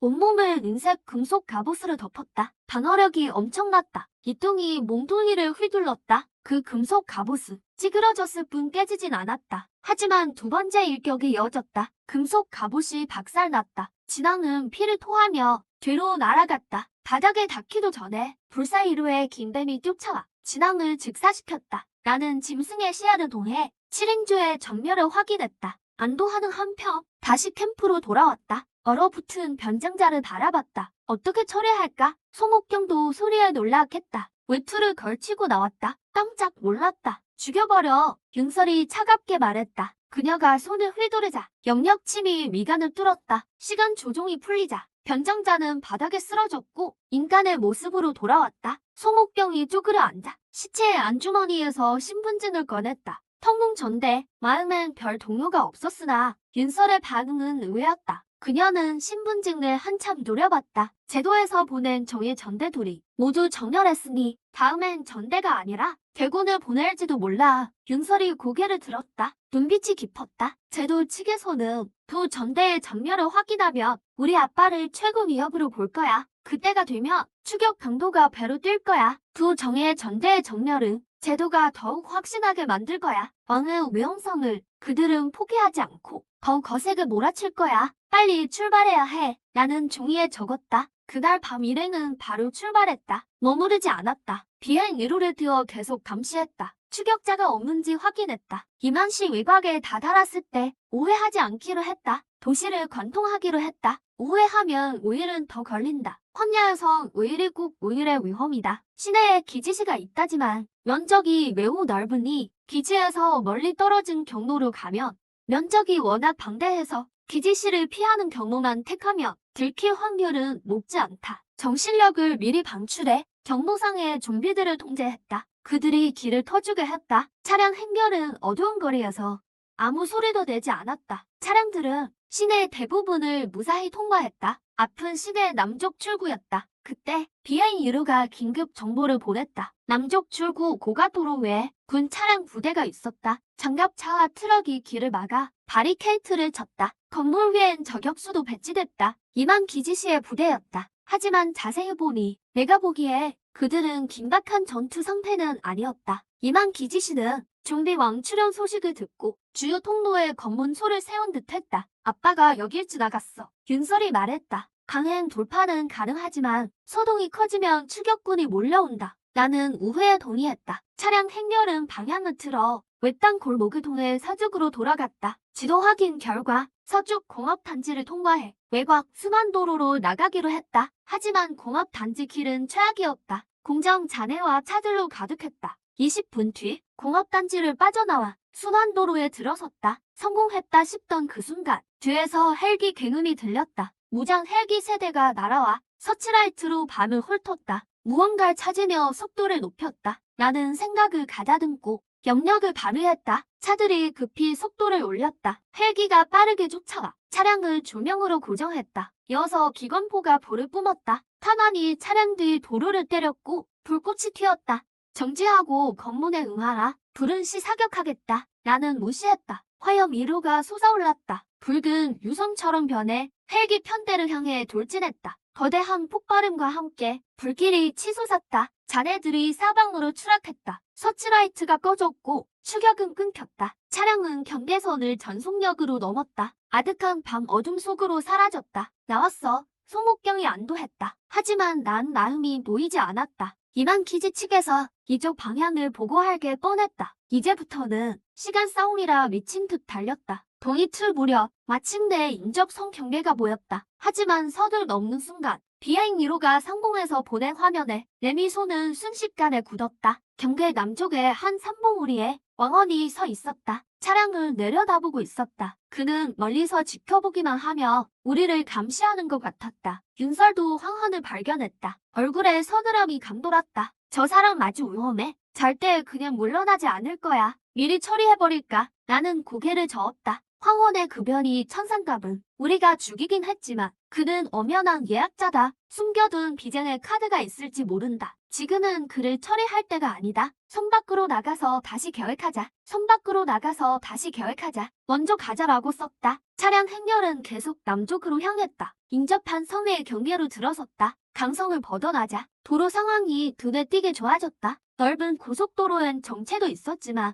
험준했던 산길보다는 훨씬 나았다. 사흘 뒤 인접성의 온주시에 도착했다. 온주시, 정말 전 인구 300만의 대도시였다. 지금은 좀비들의 영토가 되었다. 하지만 나에게 이곳은 거대한 보물 창고와 같았다. 300만 인구는 엄청난 좀비를 뜻한다. 방대한 좀비의 양은 수많은 진화 좀비와 결정을 뜻한다. 게다가 여기는 강성에서 멀다. 소식 전달이 느려. 당분간 추격 걱정은 안 해도 된다. 온주 시내로 진입한 후 평소처럼 좀비떼를 일으켜 주변을 청소하고 결정들을 하나씩 수확했다. 온약설은 수련에 매진했고 자신의 늙은 거북을 먹여 키웠다. 며칠간의 축적 끝에 거북은 마침내 4단계로 승급했다. 체형은 등 위에서 테이블을 펼칠 만큼 컸다. 송옥경도 가만히 있지 않았다. 내일변이 후구인 대흑을 타고 밖으로 나가 흉수를 사냥했다. 실력은 꾸준히 늘었고 동시에 수련도 게을리하지 않았다. 온약설이 전수한 구원당 메콩으로 기온이 점점 더 깊어졌다. 나는 이 시간 동안 휘하의 좀비 부대를 더 확장했다. 온주 시내 좀비 결정을 수확해 4단계의 좀비를 여러 구 더 만들었다. 이 정도 실력이면 중형 키지시와 정면 대결에도 자신이 있었다. 하지만 난 안전한 곳을 원했다. 소칠칠이 잘할 수 있는 곳을. 온주시에 머문 지 5일째 밤. 안전한 곳을 찾고 싶었다. 소칠칠이 성장할 수 있게 온주시에 머문 지 5째 밤. 비행 1호의 고공 정찰을 통해 온주 시내의 북서쪽 방향에서 거대한 규모의 차량 부대를 발견했다. 이쪽으로 이동 중이었다. 수십 대의 군용차와 장갑차, 탱크, 그리고 6대의 공격 헬기 호위까지. 계열 중앙에는 특수 표식이 된 지휘차도 있었다. 그들은 온주 시내를 향하고 있었다. 소식이 여기까지 전해진 건가? 가슴이 철렁 내려앉았다. 아무래도 제도 측에서 좀비왕 지명수배를 인접성까지 확대한 모양이다. 이 부대는 통보를 받은 인접성 기지에서 결성한 포벌대일 가능성이 컸다. 혹은 황헌이 내 위치를 이곳 기지에 알렸을 수도 있다. 어떤 경우든 간에 더 이상 여기 머물 수 없었다. 송옥경은 이런 떠돌이 생활에 이미 익숙했다. 마력이 짐을 챙기기 시작했고 온약설은 창가로 다가가 밖을 내다보았다. 조용한 도시의 거리였다. 아빠, 계속 도망칠 순 없어요. 딸의 말이 맞다는 걸 안다. 하지만 지금 도망 외에 방법이 없다. 언젠가는 더 도망치지 않아도 될 거다. 온약설이 고개를 돌려 나를 보며 미소 지었다. 그 미소에는 나이답지 않은 침착함이 있었다. 새벽녘 차량 행렬은 밤안개 속으로 사라졌다. 수십 킬로미터 밖에서는 당당한 군 부대가 전진 중이었다. 지휘차 안에서 냉철한 인상의 중년 남자가 서류 한 부를 훑어보고 있었다. 서류에는 빨간색 비밀 직인이 찍혔고 제목은 좀비원 파일이었다. 남자는 서류를 덮고 먼 곳을 바라보았다. 어둠에 잠긴 운주시 방향이었다. 이번엔 절대 못 도망간다.